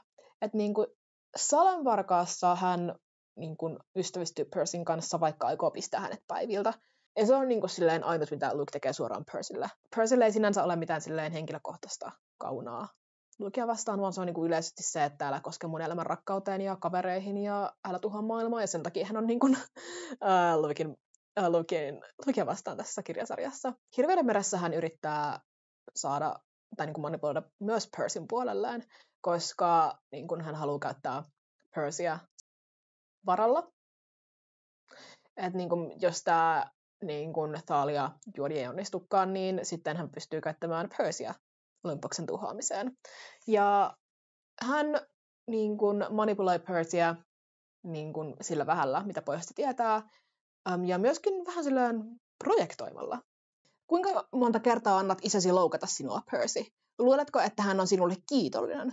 Luuletko, että Poseidon piittaa sinussa sen enempää kuin tuosta hirviöstä? Jumalat käyttävät sinua härskisti hyväkseen, Percy. Onko sinulla aavistustakaan, mikä sinua odottaa, jos elät 16-vuotispäivääsi asti? Onko Keiron kertonut sinulle ennustuksesta? Liity meidän puolellemme, niin sinut palkitaan. Meillä on vaikutusvaltaisia ystäviä, niin rikkaita tukijoita, että he pystyvät ostamaan tällaisen risteilijän ja paljon muuta. Percy, sinun äitisi ei tarvitsisi enää käydä töissä. Sinä voit ostaa hänelle luksustalon. Sinä itse saat valtaa ja mainetta. Ihan mitä haluat. Ensinnäkin Luke iskee Percyn tunteeseen hylätyksi tulemisesta, koska hän tuntee itse saman tuskan ja niin kuin käyttää sitä hyödykseen, niin kuin tätä projektointia hyödykseen. Samoin hän myöskin lupailee Percylle kertovansa tästä ennustuksesta, josta Percy haluaa kuulla lisää, koska se niin kuin liittyy hänen kohtalonsa. Tämäkin on projektointia, koska Lukekin halusi tietää oman tulevaisuutensa. Luke sanoo tänne, että liity meidän puolellemme, niin sinut palkitaan. Meillä on vaikutusvaltaisia ystäviä, niin rikkaita tukia, että he pystyvät ostamaan tällaisen risteilyn ja paljon muuta. Percy, sinun äitisi ei enää tarvitse koskaan käydä töissä, sinä voit ostaa hänelle luksustalon. Tämä niin kuin osoittaa, että Luke ei kunnolla ymmärrä Percyä. Että niin kuin Luke luulee voivansa manipuloida Percyn puolelleen Sallyn avulla, mutta Percy ei ikinä suostuisi tähän, koska Percy kunnioittaa Sallyn päätöstä niin kuin itse määrätä elämästään. Että niin kuin sen takia hän ei niin kuin antaisi Sallylle mitään tällaisia lahjoja, koska Sally haluaa itse omalla työllään ansaita ne. Ja Luke tietäisi tämän, jos tuntisi Percyn kunnolla. Kronos sanoo Luken pelänneen Percyä. Ja niin kuin mä en ihan ymmärrä, että miksi, mutta jos pitäisi nyt jokin syy veikata tälle pelolle, niin ehkä Luke näki Percyn uhkana, koska hän oli pistänyt niin paljon kapuloita rattaisiin näissä suunnitelmissa. Ja niin kuin heissä on niin paljon samaa, että Luke tietää ja ymmärtää, että Percy ei lopeta, koska hän ei itsekään lopettaisi. Ei ole mitenkään epätavallista, että niin kuin tarinan hyvis ja pahis, tai jos haluaa olla oikein sivistyneet ja fiksun kuuloinen, niin protagonisti ja antagonisti rinnastaa toisiaan, koska sillä voidaan tuoda ilmi kummankin hahmon merkittävimmät piirteet ja erot. Tarinasta tekee kiinnostavamman, ainakin mun mielestä, jos antagonisti on protagonistin tämmöinen mitä-jos-versio. Percyllä ja Lukella on näitä yhtäläisyyksiä aika paljon. Et niin kuin heillä on molemmilla ollut aika epävakaa kotielämä. Percy itse on niin kuin vaihtanut koulua jatkuvasti, ja aikuiset hänen elämässään vaihtuvat jatkuvasti. Ja kun hän oli kotona, niin siellä oli Gabe. He molemmat vihas Jumala-isäänsä, koska hän oli hylännyt heidät. Percy kuitenkin pääsee ymmärrykseen isästään Salamavarkaan lopussa, kun Luke niin kuin ymmärtää isänsä vasta niin kuin kuollestaan, jos silloinkaan. Percy eli tiedottomuudessa, joka suojaa häntä katkeroitumiselta. Siinä missä Luke kasvoi tietäen Jumalista äitinsä takia ja niin kuin yritti jatkuvasti pyytää Hermestä auttamaan, niin Percyllä ei ollut tällaista.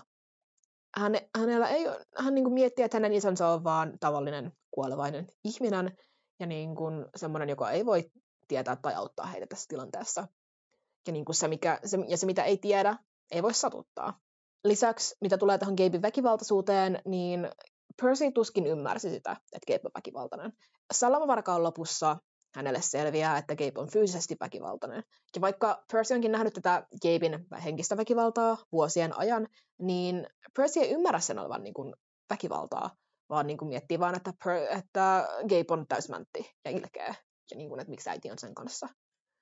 Mutta niin kuin hän ei ymmärrä, että hänen äitiänsä niin kuin henkisesti pahoinpidellään tässä avioliitossa. Lisäksi niin kuin se, että hän niin kuin koko niin kuin lapsuutensa ajan niin kuin oli kuitenkin turvassa, ja niin kuin, koska Sally rakasti häntä ja niin kuin piti hänestä huolta koko hänen lapsuutensa ajan, niin sekin varmasti suojeli Percyä sellaiselta samanlaiselta katkeroitumiselta, joka sitten koitui Luken kohtaloksi. Ja sitten tietenkin yksi taas tämmöinen niin kuin yhdistävä tekijä Luken ja Percyn välillä on Styx-kylpy. Ja niin kuin se, että heidän molempien ankkurinsa on Annabeth, koska he molemmat välittävät Annabethistä tosi paljon. Luke ja Percy ei myöskään yhtään kunnioita auktoriteetteja. Se on selkeää, niin kun lukee näitä kirjoja, että niin kun, kuinka vähän Percy välittää auktoriteeteista. Tietenkin Lukellakin on ongelmia auktoriteettien kanssa, koska hän vähän niin kuin nousee jumalia vastaan. Molemmat, miksi tämä on näin niin kuin jotenkin alalla tätä listaa, mutta siis he on myöskin molemmat omien armeijojensa keulahahmoja, joka on aika iso juttu ja semmoinen iso yhdistävä tekijä. Ja lisäksi he on molemmat niin kuin, vähän niin kuin sätkynukkeja tässä asiassa. Että he taistelee niin kuin taisteluita, jotka kuuluisi suuremmille voimille. Taistelu pitäisi oikeasti olla Jumalten ja Kronoksen välillä jälleen kerran, mutta Percy ja Luke johtaa näitä taisteluita. Mutta heillä on kyllä niin kuin omat lehmät ojassa tässä, että, niin kuin, että Luke niin kuin saa kostonsa ja Percy haluaa pelastaa läheistensä henget. Molemmat myöskin kannatteli taivaan kantta, ja tietenkin yksi niin kuin näistä isoimmista yhdistävistä tekijöistä heidän välillään on se, että he ovat molemmat kirjasarjan sankareita.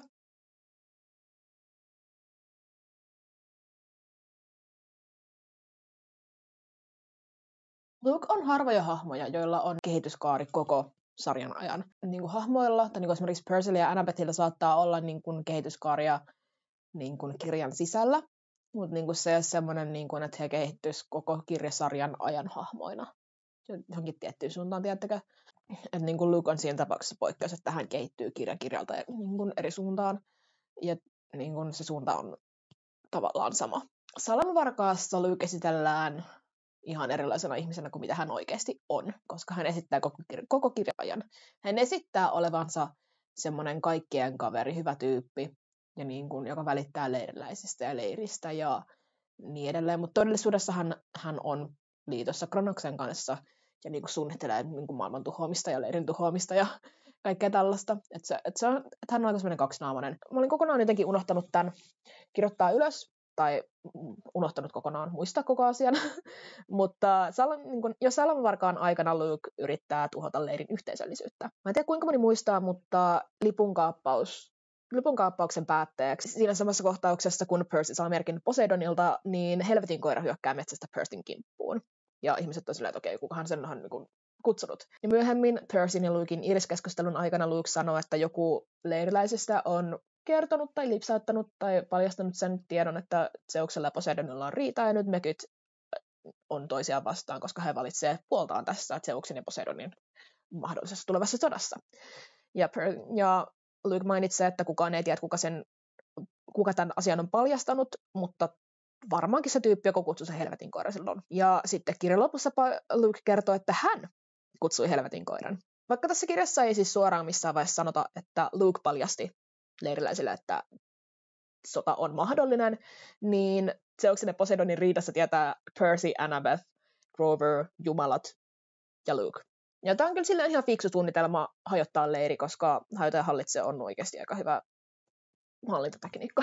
No, se on niin semmoinen ihan hyvä aloituskohta Lukelle, että hän on tosi vihainen, hän on tosi katkera ja hänellä on suunnitelma sille, miten hän niin kuin tuhoaa jumalat niin kuin silleen kostona.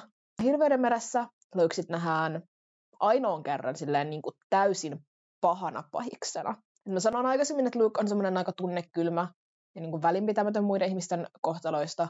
Luke myöskin näytetään aika silleen ylpeänä ja tyytyväisenä. Varmaankin just sen takia, koska hänen suunnitelmansa on vihdoin lähtenyt käyntiin. Se suunnitelma, joka hänellä on ollut vuosien ajan, niin on vihdoinkin on nyt niin kuin käynnissä. Ja niin kuin hän on saavuttanut kaiken, mitä Kronos on hänelle luvannut. Että hän saa kostonsa, hän saa valtaa ja hän saa niin kuin kunniaa ja kaikkea tällaista. Hirveyden meren ja Titanien kirouksen välillä Luke muuttuu hahmona tosi paljon. Ja se on niin kuin tässä niin kuin kirjojen maailmassa noin puoli vuotta. Ja muutos johtuu siitä, että Kronos kertoo Lukelle suunnitelmastaan ottaa Luken ruumiskäyttöönsä. Ja Luke alkaa vähitellen tajuta, että mitä häneltä vaatii ja mitä hänen pitää niin kuin uhrata kostonsa vuoksi. Että se ei tulekaan vaan silleen niin kuin sormia napsauttamalla ja niin kuin olemalla niin kuin Kronoksen puolella. Titanien kirouksessa hän selkeästi pelkää ruumiinsa menettämistä. Yhdessä kohtaa Titanien kirousta Luke sanoo Thalialle, että tämä on minun viimeinen tilaisuuteni. Hän käyttää toista keinoa, jos sinä et suostu. Thalia, suostu nyt. Labyrinttitaistelussa Annabethin ennustuksessa sanotaan, että rakkaus pahemmalle kuin kuolemalle menetä. Eli Luken muuttuminen Kronokseksi on kuolemaa pahempi kohtalo. Mä en enää muista, kuinka paljon mä leikkelin tätä videota pois loppujen lopuksi, mutta mä puhun ainakin jossakin vaiheessa varmaan siitä, että mainitsen siitä, että Luke menettää kehonsa itsemääräämisoikeuden, kun hän luovuttaa sen Kronokselle, ja sen takia hän ei halua ruumistaan menettää. Ja siis ensinnäkin se on hyvin validia haluta määrätä omasta kehostaan. Siis voitteko kuvitella, minä Violetti Tukkanen feministi, jolla on kaiken lisäksi pronominit, uskoo, että ihmisellä pitäisi olla oikeus määrätä omasta kehostaan. Mutta jos Luke ties, että Kronokseksi muuttuminen on kuolemaa pahempi asia, niin sitä on myös ihan yhtä ymmärrettävää pelätä kuin sitä, että hän menettää hallinnan omasta kehostaan. Et se ei ole hirveän pelkurimaista ehkä sitten kuitenkaan loppujen lopuksi. Myöskin tässä Hirveyden meren ja Titanien kirouksen välillä Luke menettää paikkansa ravintoketjun huipulla ja niin kuin joutuu tottelemaan Atlasta, kun aikaisemmin hän oli saanut niin kuin määrätä kaikesta. Luke alkaa ymmärtää myöskin sitä, että kaikki mitä Kronos niin kuin on hänelle luvannut ei ehkä olekaan ihan totta. Titanien kirouksessa on myös niin kuin ensimmäisiä hetkiä, kun niin kuin Luke näyttää katumusta teoistaan, kun hän on huolissaan Annabethistä. Annabeth ja Thalia omilta osiltaan saatto saada Luken epäilemään tekojaan. Ensinnäkin Luke joutui näkemään, kuinka Annabeth joutui kärsimään tästä. Mä en tiedä, että alkoiko hän ehkä sitä kautta ymmärtämään, että kaikki muutkin joutuu kärsimään, vai kaduttaako häntä vaan se, että hänen rakas pikkusiskossa joutuu kärsimään siitä, mitä hän on tehnyt. Myöskin se, kun Luke näkee, että siitä huolimatta, kuinka samanlaisia Luke on Thalian kanssa, niin Thalia ei silti suostunut tulemaan Kronoksen puolelle. Ja sekin sai ehkä mahdollisesti Luke vähän sinne miettimään, että mitä hän oikeastaan on tekemässä. Että onko tämä sittenkään niin hyvä juttu. Tai niin kuin hän tietää, että se ei ole hyvä juttu. Mutta kuitenkin ehkä hän kuitenkin alkaa sitä vähän enemmän miettimään, että jos Thaliakaan ei tule mun puolelle, niin onko tässä mitään järkeä? Jumalten sodassa kerrotaan, että kirjojen välillä Luke kävi Annabethin luona pyytämässä häntä mukaansa. Ja Annabeth kertoo näistä tapahtumista näin. Se tapahtui ennen kuin hän meni labyrinttiin. Ennen kuin hän jätti lauseen kesken, mutta minä tiesin, mitä hän tarkoitti. Ennen kuin hän muuttui Kronokseksi. Hän tuli valkoisen lipun kanssa. Hän sanoi haluavansa vain puhua kanssani 5 minuuttia. Hän näytti säikähtäneeltä. Hän sanoi, että Kronos käyttäisi häntä hyväkseen saadakseen maailmanvallan. Hän sanoi, että halusi karata kuten silloin aikanaan. Hän pyysi minua mukaansa. Mutta sinä et luottanut häneen. En tietenkään. Minä luulen, että hän hämäsi. Sitä paitsi moni asia oli muuttunut menneistä päivistä. Minä sanoin hänelle, että ikinä lähtisi hänen mukaansa. hän suuttui. Hän sanoi, että minun kannattaisi taistella häntä vastaan saman tien, koska se olisi ollut minun viimeinen tilaisuuteni. Hermes oli oikeassa.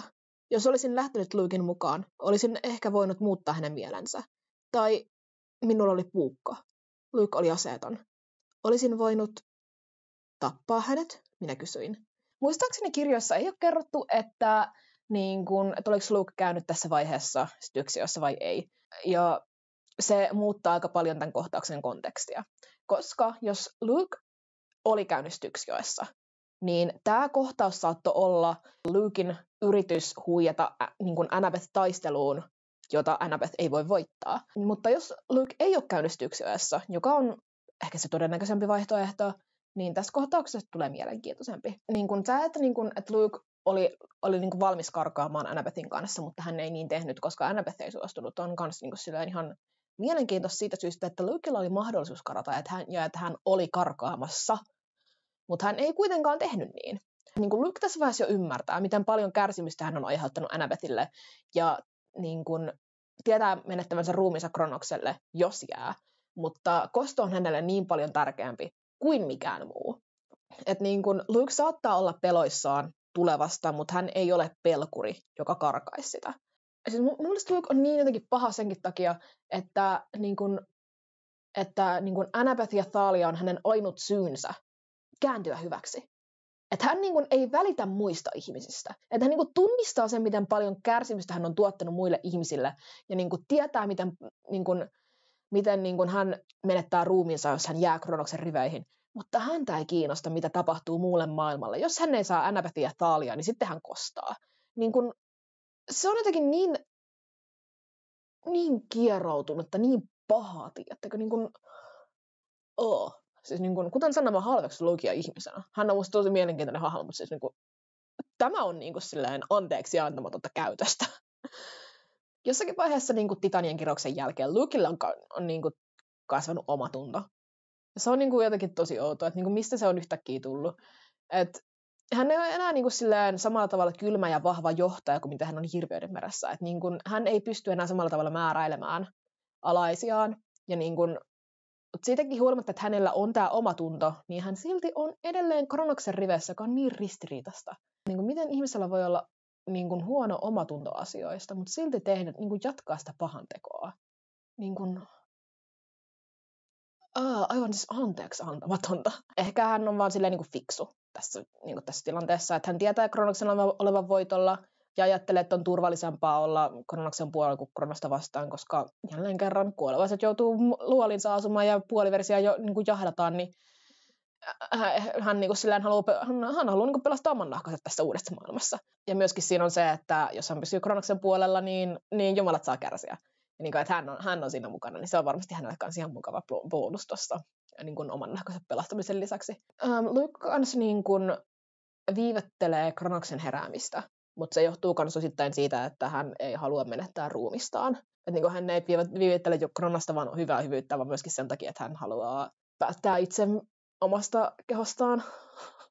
Tämä labyrinttitaistelu Luke on jotenkin vähän vaikea. Mulla jotenkin hahmottaa, että missä tilanteessa hän on omatuntonsa ja tekojensa kanssa. Mutta se, että hän pysyy kuitenkin Kronoksen puolella, eikä suoraan yritä pysäyttää kaikkea, vaikka hän siihen pystyisi, vaikka hän hän on käynyt Styxiossa, hän voisi päihittää koko Kronoksen armeijan yksin, jos hän haluaisi, mutta hän ei tee niin. Kertoo myös jotakin Luken omista arvoista. Että vaikka hänellä on tämä omatunto, niin se ei hirveästi sitten vaikuta hänen tekoihinsa. Mutta voi kans olla, että tässä vaiheessa lumipallo on vierinyt liian pitkään, että Kronoksen nousemista on ihan mahdotonta pysäyttää, ja Luke saattaa oikeasti vaan pelastaa oman nahkansa sillä, että pysyy Kronoksen puolella. Se ei tee hänestä hyvistä, se tekee hänestä pelkurin. Kuitenkin näistä estelyyrityksistä huolimatta Luke menettää ruumiinsa Kronokselle labyrinttitaistelun lopussa. Mutta mikä sitten sai loppujen lopuksi Luken suostumaan Kronoksen ruumiiksi? Koska Luke hankaa tässä asiassa vastaan ihan viimeiseen asti. Ja Styxion jälkeen hän olisi pysäyttämätön. Joten mikä saa hänet sitten lopulta suostumaan Kronoksen pyyntöön? Manipulaatio, mutta mitä Kronos olisi voinut luvata Lukelle? Varsinkin sen jälkeen, kun Luke jo ymmärtää, että Kronoksen sanaan ei voi luottaa. Tai ehkä Luke muuttuu, koska hänen tavoitteensa tämän kirjasarjan aikana, jotka on siis olleet kosto ja yhteenpalo Annabethin ja Thalian kanssa, näyttää menevän pieleen, ja kaikki mitä hän on tehnyt on ollut turhaa. Millään ei ole enää väliä, ja siksi hän antaa ruumiinsa Kronokselle. Ja ehkä se on myöskin Luken tapa paeta rangaistuksen kenttiä, sillä hänen sielunsa ei ilmeisesti siirry eteenpäin silloin, kun Kronos ottaa vallan hänen ruumiistaan. Ja ehkä Kronoksella on myös ollut näppinsä pelissä tämän ajatuskulun kanssa. Ehkä. Mä en siis oikeasti tiedä, mitä ihmettä mun pitäisi sanoa Jumalten sodasta. Luke on poissa pelissä suurimman osa ajasta. Me saadaan, ja niin kuin silleen, kaikki silleen oleellinen tieto, mitä me saadaan Lukeista Jumalten sodan aikana, on käsitelty videon alussa, kun me puhuttiin Luken taustatarinasta. Jumalten sodassa Luke on poissa pelistä suurimman osan ajasta, että kaikki kohtaukset, joista Luke on mukana, niin se on oikeasti Kronos. Luke heräilee sieltä niin kuin Kronoksen sisästä pari kertaa Annabethin takia, koska Annabeth oli hänen ankkurinsa, joka niin kuin on vaan silleen, että Luke välittää tosi paljon Annabethistä, mutta se nyt on jo aika ilmiselvä kuin, tässä vaiheessa videota. Se, että Luke heräilee Jumalten sodan aikana, herättää kysymyksen siitä, että kuinka tietoinen Luke oli, kun Kronos oli vallassa hänen ruumiistaan, koska hän ainakin jossain määrin pystyy ymmärtämään, että tai ehkä se on vain Annabethin nimen kuuleminen, joka saa hänet silleen havahtumaan todellisuuteen hetkellisesti. Voi olla, että hän on horroksessa lopun aikaa. Ehkä myöskin on mahdollista, että hänen tietoisuutensa on jonkinnäköisessä tyhjiössä, tiedättekö? Ja hän on yksin ajatustensa kanssa. Ja jos näin on, niin ehkä hän on sitten tässä tyhjiössä ollessaan jotenkin pystynyt miettimään omia tekojaan.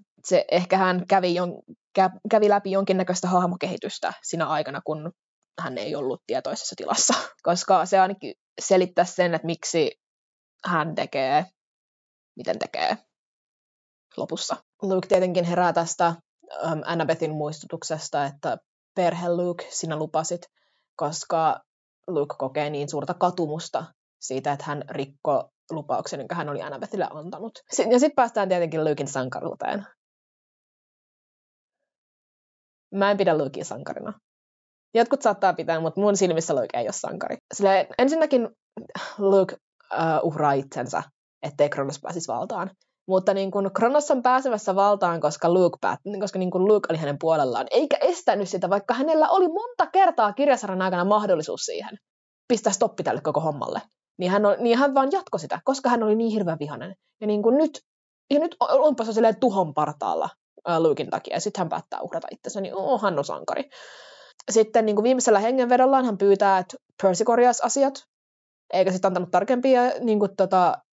tarkempia niin kuin selityksiä tai niin kuin ehdotuksia, että niin kuin mitä Percy voisi tehdä. Että niin kuin Percy keksii ihan omasta päästään tonne, että hei, maksakaa teidän elatusmaksut. Että se niin kuin ei ole mitenkään Luken idea, se oli vaan, niin kuin, että hei, yritä niin kuin tehdä tällä asialla jotakin, mä menen. Ei ole hirveän sankarillista toikaa. Ja sitten jotenkin tämä niin kuin Luke ja Annabeth puhuu siitä, että Luke niin kuin pääsisi Elysiumiin, mutta hän ei halua mennä sinne vaan. Hän yrittää uudelleen syntymistä ja sitten niin kuin 3. kerralla hän pääsisi Autoetten saarille. Ei. Ja niin kuin mä vaan en voi olla miettimättä sitä, että niin kuin uhraako Luke itsensä myöskin sen takia, että hän haluaa tämän sankarinleiman, että hän pääsisi niin kuin parempaan tuon puoleeseen. Se, mitä mä en nyt ihan kunnolla saanut suustani ulos tätä videota kuvatessa, on se, että tässä kuolinkohtauksessa mua turhauttaa eniten se, että kuollessaan Luke ei osoita katumusta. Ota vastuuta teostaan tai pyydä edes kunnolla anteeksi. Hän olettaa pääsemänsä parempaan paikkaan, koska kuvittelee kuolevansa sankarina, mutta hänen tekojensa takia sankaria tarvitaan.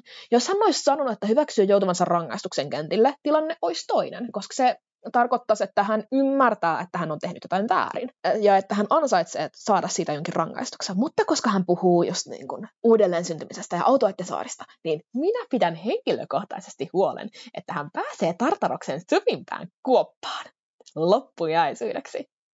Mutta just tämän takia mä rakastan Luken kuolinkohtausta. Hän ei tee täyskäännöstä hahmona, vaan hänelle sopii tosi hyvin, että kuollessaan hän miettii omaa tulevaisuuttaan, ei niitä, joiden tulevaisuuden hän on elämänsä aikana vienyt.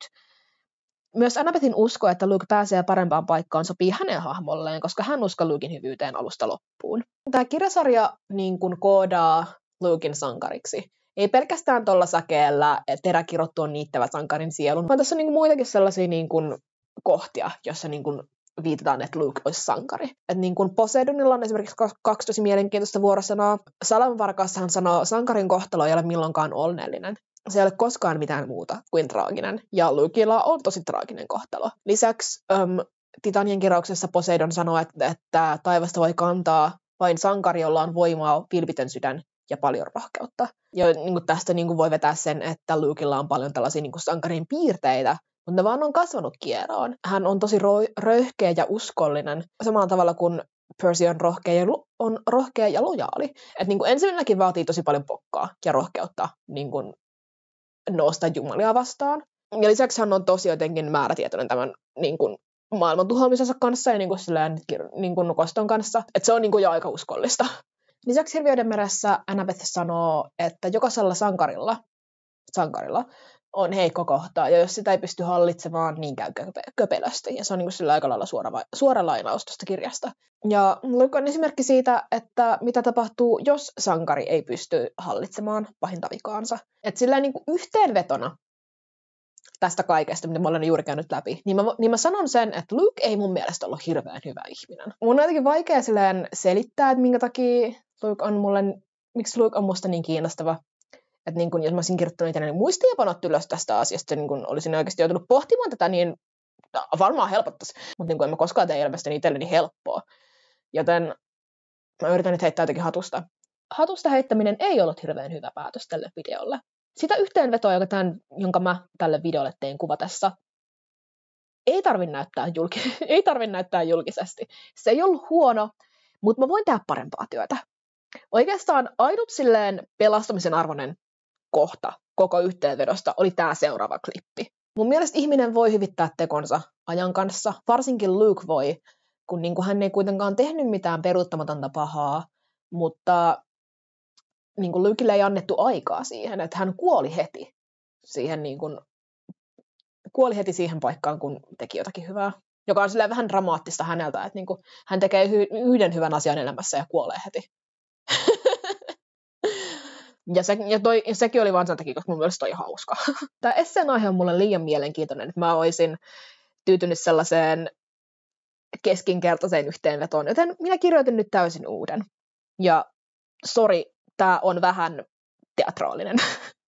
Luke ei olisi Luke ilman menneisyyttään. Jos hän olisi asunut turvallisessa kodissa, tai jos Hermes ei olisi jättänyt Lukea heitteille, hän ei olisi katkeroitunut ja liittoutunut Kronoksen kanssa. Hänen on täysi oikeus olla vihainen siitä, millaiset kortit hänelle on jaettu, mutta menneisyydellä ei voi perustella ja oikeuttaa hänen tekojaan kirjasarjan aikana. Aikaisemmin videolla esiintyi lainaus. Meillä kaikilla on elämässä vaikeita asioita. Kaikilla puolijumalilla on. Meidän vanhempamme ovat lähes aina poissa, mutta Luke teki vääriä valintoja. Kukaan ei pakottanut häntä niihin.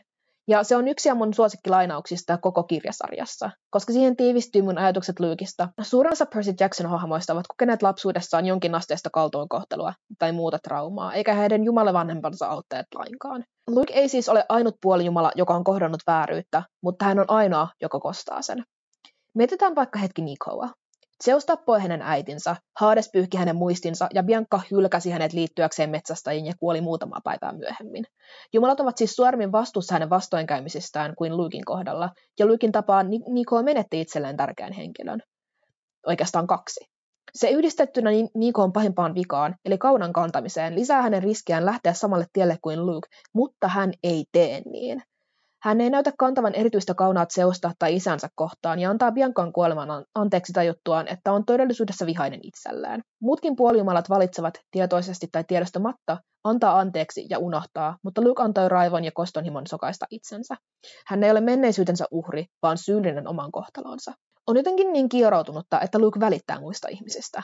Kieroutunutta, koska hän välittää niin harvasta, sekä sen takia, että se ei riitä. Mä haluan uskoa, että suurin osa ihmisistä eivät satuttaisi rakkaitaan. Että vaikka he haluaisivat tehdä jotain, se jää tekemättömäksi, sillä siitä olisi haittaa muille.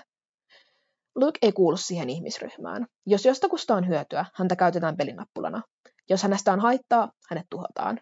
Ei väliä, kuka hän on tai mitä hän Lukelle merkitsee. Täysin tunnekylmä hän ei ole. Häntä pelottaa roolinsa Kronoksen suuressa suunnitelmassa, ja hän kokee omatunnon alkavan soimata Titanien kirauksen tapahtumien jälkeen. Silti Luke jatkaa hänen ja Kronoksen suunnitelmaa. On päästy niin pitkälle, että olisi typerää kääntyä pois. Lukella ei ole menetettävää, mutta Jumalilla on. Joten Luke antaa ruumiinsa pois, vaikka ei pääsekään todistamaan tuhotöidensä hedelmää. Luke Castellanin tragedia ei ole tarina kaltoinkohdellusta sankarista, joka on pakotettu käyttämään oman käden oikeutta korjatakseen maailman ongelmat. Se on tarina pojasta, joka joutui kasvamaan ilman tukea ja turvaa. Pojasta, joka ei hallinnut vihansa ja lopulta päätti tuhota häntä satuttaneet, välittämättä kuinka monta sivullista uhria kosto vaatisi. Hän ei ole sankari, vaikka kirjat niin väittävät, mutta hän olisi voinut olla, jos olisi valinnut toisin. Musta on tosi kiinnostavaa analysoida Luken hahmoa. Hän herättää niin paljon kysymyksiä. Esimerkiksi, jos hän ei ole sankari, niin mikä sitten tekee ihmisestä sankarin? Ja paljonko ihmisen pahuudesta voi pistää menneisyyden piikkiin, niin missä vaiheessa se on oma päätös olla paha? Ja miten paljon on tunnettava vihaa, että pystyy satuttamaan itselleen tärkeitä ihmisiä? Toi on se, mitä mä olen jäänyt jankkaamaan tosi paljon, koska miten se on mahdollista? Mulle Luke edustaa myös vastakohtaa kirjasarjan viestillä. Kirjojen pääteemoja on perhe ja yhteenpitäminen läheisten kanssa. Suurimmassa osassa kirjoista Percy lähtee etsintäretkelle pelastamaan itselleen tärkeitä ihmisiä. Annabethin usko Luken hyvyyteen kaikesta huolimatta pelasti Olympoksen. Jumalia kritisoidaan siitä, etteivät he välitä lapsistaan. Mutta toisaalta hän uhraa itsensä pelastaakseen Annabethin ja ehkä muunkin maailman. Kuoliko hän siis sittenkin sankarina, koska lopulta päätti noudattaa kirjan viestejä? Tämän videon editoinnin aikana mä keksin jatkuvasti lisää sanottavaa Lukesta ja keksin varmasti lisää tämän videon julkaisun jälkeenkin.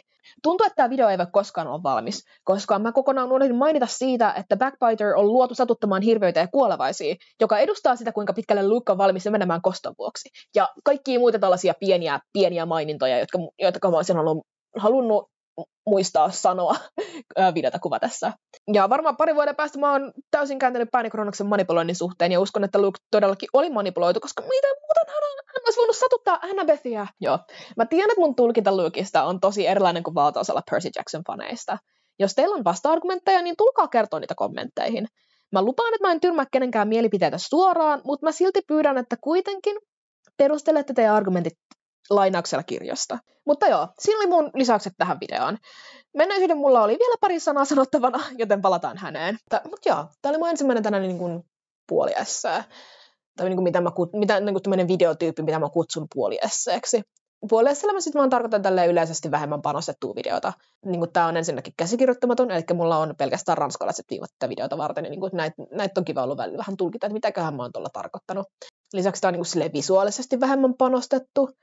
Että niinku, tämä on vaan niinku minä puhumassa kameralle, kun Heartstoppersissa oli vähän kiinnostavampaa ehkä se, niinku seurata sitä ruutua. Tämä on tosi paljon rajatumpi tämä videon aihe. Niin mun videoissa on sellaisia, että mä haluan niin kun käsitellä jotakin aihetta vähän laajemmin. Ja niin kun, että mä haluan, että se video on silleen katsottavissa myöskin niille ihmisille, jotka ei ole kuullutkaan aiheesta aikaisemmin, niin tämä oli hyvin semmoinen, että jos te ette ole kuulleet Percy Jacksonista, niin mitä te teette tässä videossa, koska mä en aio avata yhtään mitään. Lisäksi tällä videolla mä toin tosi paljon mun omia mielipiteitä esille, jota mä en tekisi mun videoesseissä. Mutta vaikka tää olikin vähemmän panostettu, niin mulla silti kesti yli kuukausi tämän niin videon tekemisessä ja niin näiden muistiinpanojen tekemisessä. Ja sitten sen jälkeen, kun mä sain tämän videon valmiiksi, niin mä en tiedä, mitä oikein tapahtui. Mun veikkaus on se, että jostakin syystä mun aivot päätti, että keuhkothan on siis aivan turha elin. Ja niin kun päätti yrittää päästä niistä eroon niin kun suun kautta. Ja aina kun mä yritin puhua, no mä en pystynyt puhumaan kohtalosta enempää, koska mulle tuli ihan järkyttävä yskänpuuska. Mä olisin voinut tietenkin kuvata sen videon, mutta mä totesin, että mä en jaksa alkaa editoimaan videota, jos mun pitää 10 sekunnin välein niin kuin leikkailla jotakin yskää pois. Että niin kuin mulla on ihan tarpeeksi niin kuin videoissa editoitavaa, koska mä en osaa puhua, niin se, että mun pitää niin kuin vielä editoida yskääkin pois, niin ei. Ja sitten mä päätin, että sillä välin, kun mä niin kun odottelen, että tämä yskä lähtee, niin mä palaan siihen mun alkuperäisen projektin pariin. Sitten mä oon tehnyt sitä nyt viimeiset 2 kuukautta, sitä mun alkuperäistä projektia, ja nyt siinä tuli taas semmoinen kolo, että mulla on mahdollisuus tämä video kuvata ja editoida, niin mä teen sen nyt. Elikkä tämä on ollut mulla niin kun 2 kuukautta niin kun työn alla ja niin kun valmiina, että se on vaan ollut niin kun minä ja mun haluttomuus jakaa mun keskittymistä 2 eri asiaan, minkä takia tämä on viivästynyt. Mutta toisaalta kukaan ei ole odottanut tätä videota niin kuin mun lisäksi, niin ei tämä nyt hirveästi ketään haittaa, että tämä taas viivästyy. Siis mulla viivästyy kaikki videot. mun Heartstopper-videonkin piti tulla niin kuin loppukesästä, ja sitten se tulikin joskus marraskuussa. Mä en tiedä, miltä tämä vaikutti teidän silmään, mutta siis nämä kaikki niin kuin, klipit on kuvattu siis saman päivän aikana. Et, niin kuin, tässä oli vähän kaikennäköisiä ongelmia, että miksi niin kuin mä olen joutunut vaihtamaan kuvakulmaa. Että ekana ongelma oli se, että mä istuin tosi lysyssä ja niin kuin, mä en suunnilleen ollut kamerassa ollenkaan. Sitten sen jälkeen tää, niin kuin, aurinko laski, joka on mun mielestä tosi törkeätä, niin kuin, miksi aurinko laskee silloin, kun minä kuvaan. Joten mun oli pakko pistää toi kattavalle päälle, ja se joka pilasi mun videon valaistukset, joten mun piti kääntyä 90 astetta, ja nyt mä olen tässä. Musta tuntuu, että niinku tää kameran paikan vaihtuminen ärsyttää vaan mua, mutta sanon nyt kuitenkin tästä. Ja ai niin, se toinen ärsyttävä tapa. Huomasitteko te, kuinka paljon mä sanoin niinku tämän videon aikana? Toivottavasti te tykkäsitte tästä videosta, vaikka olinkin teidän mielestänne väärässä. Ja mä tiedän, mukavaa illan, päivän, aamun, yön jatkoa. Jos on yön jatko, niin menkää nukkumaan. Kiitos, kun katsoitte.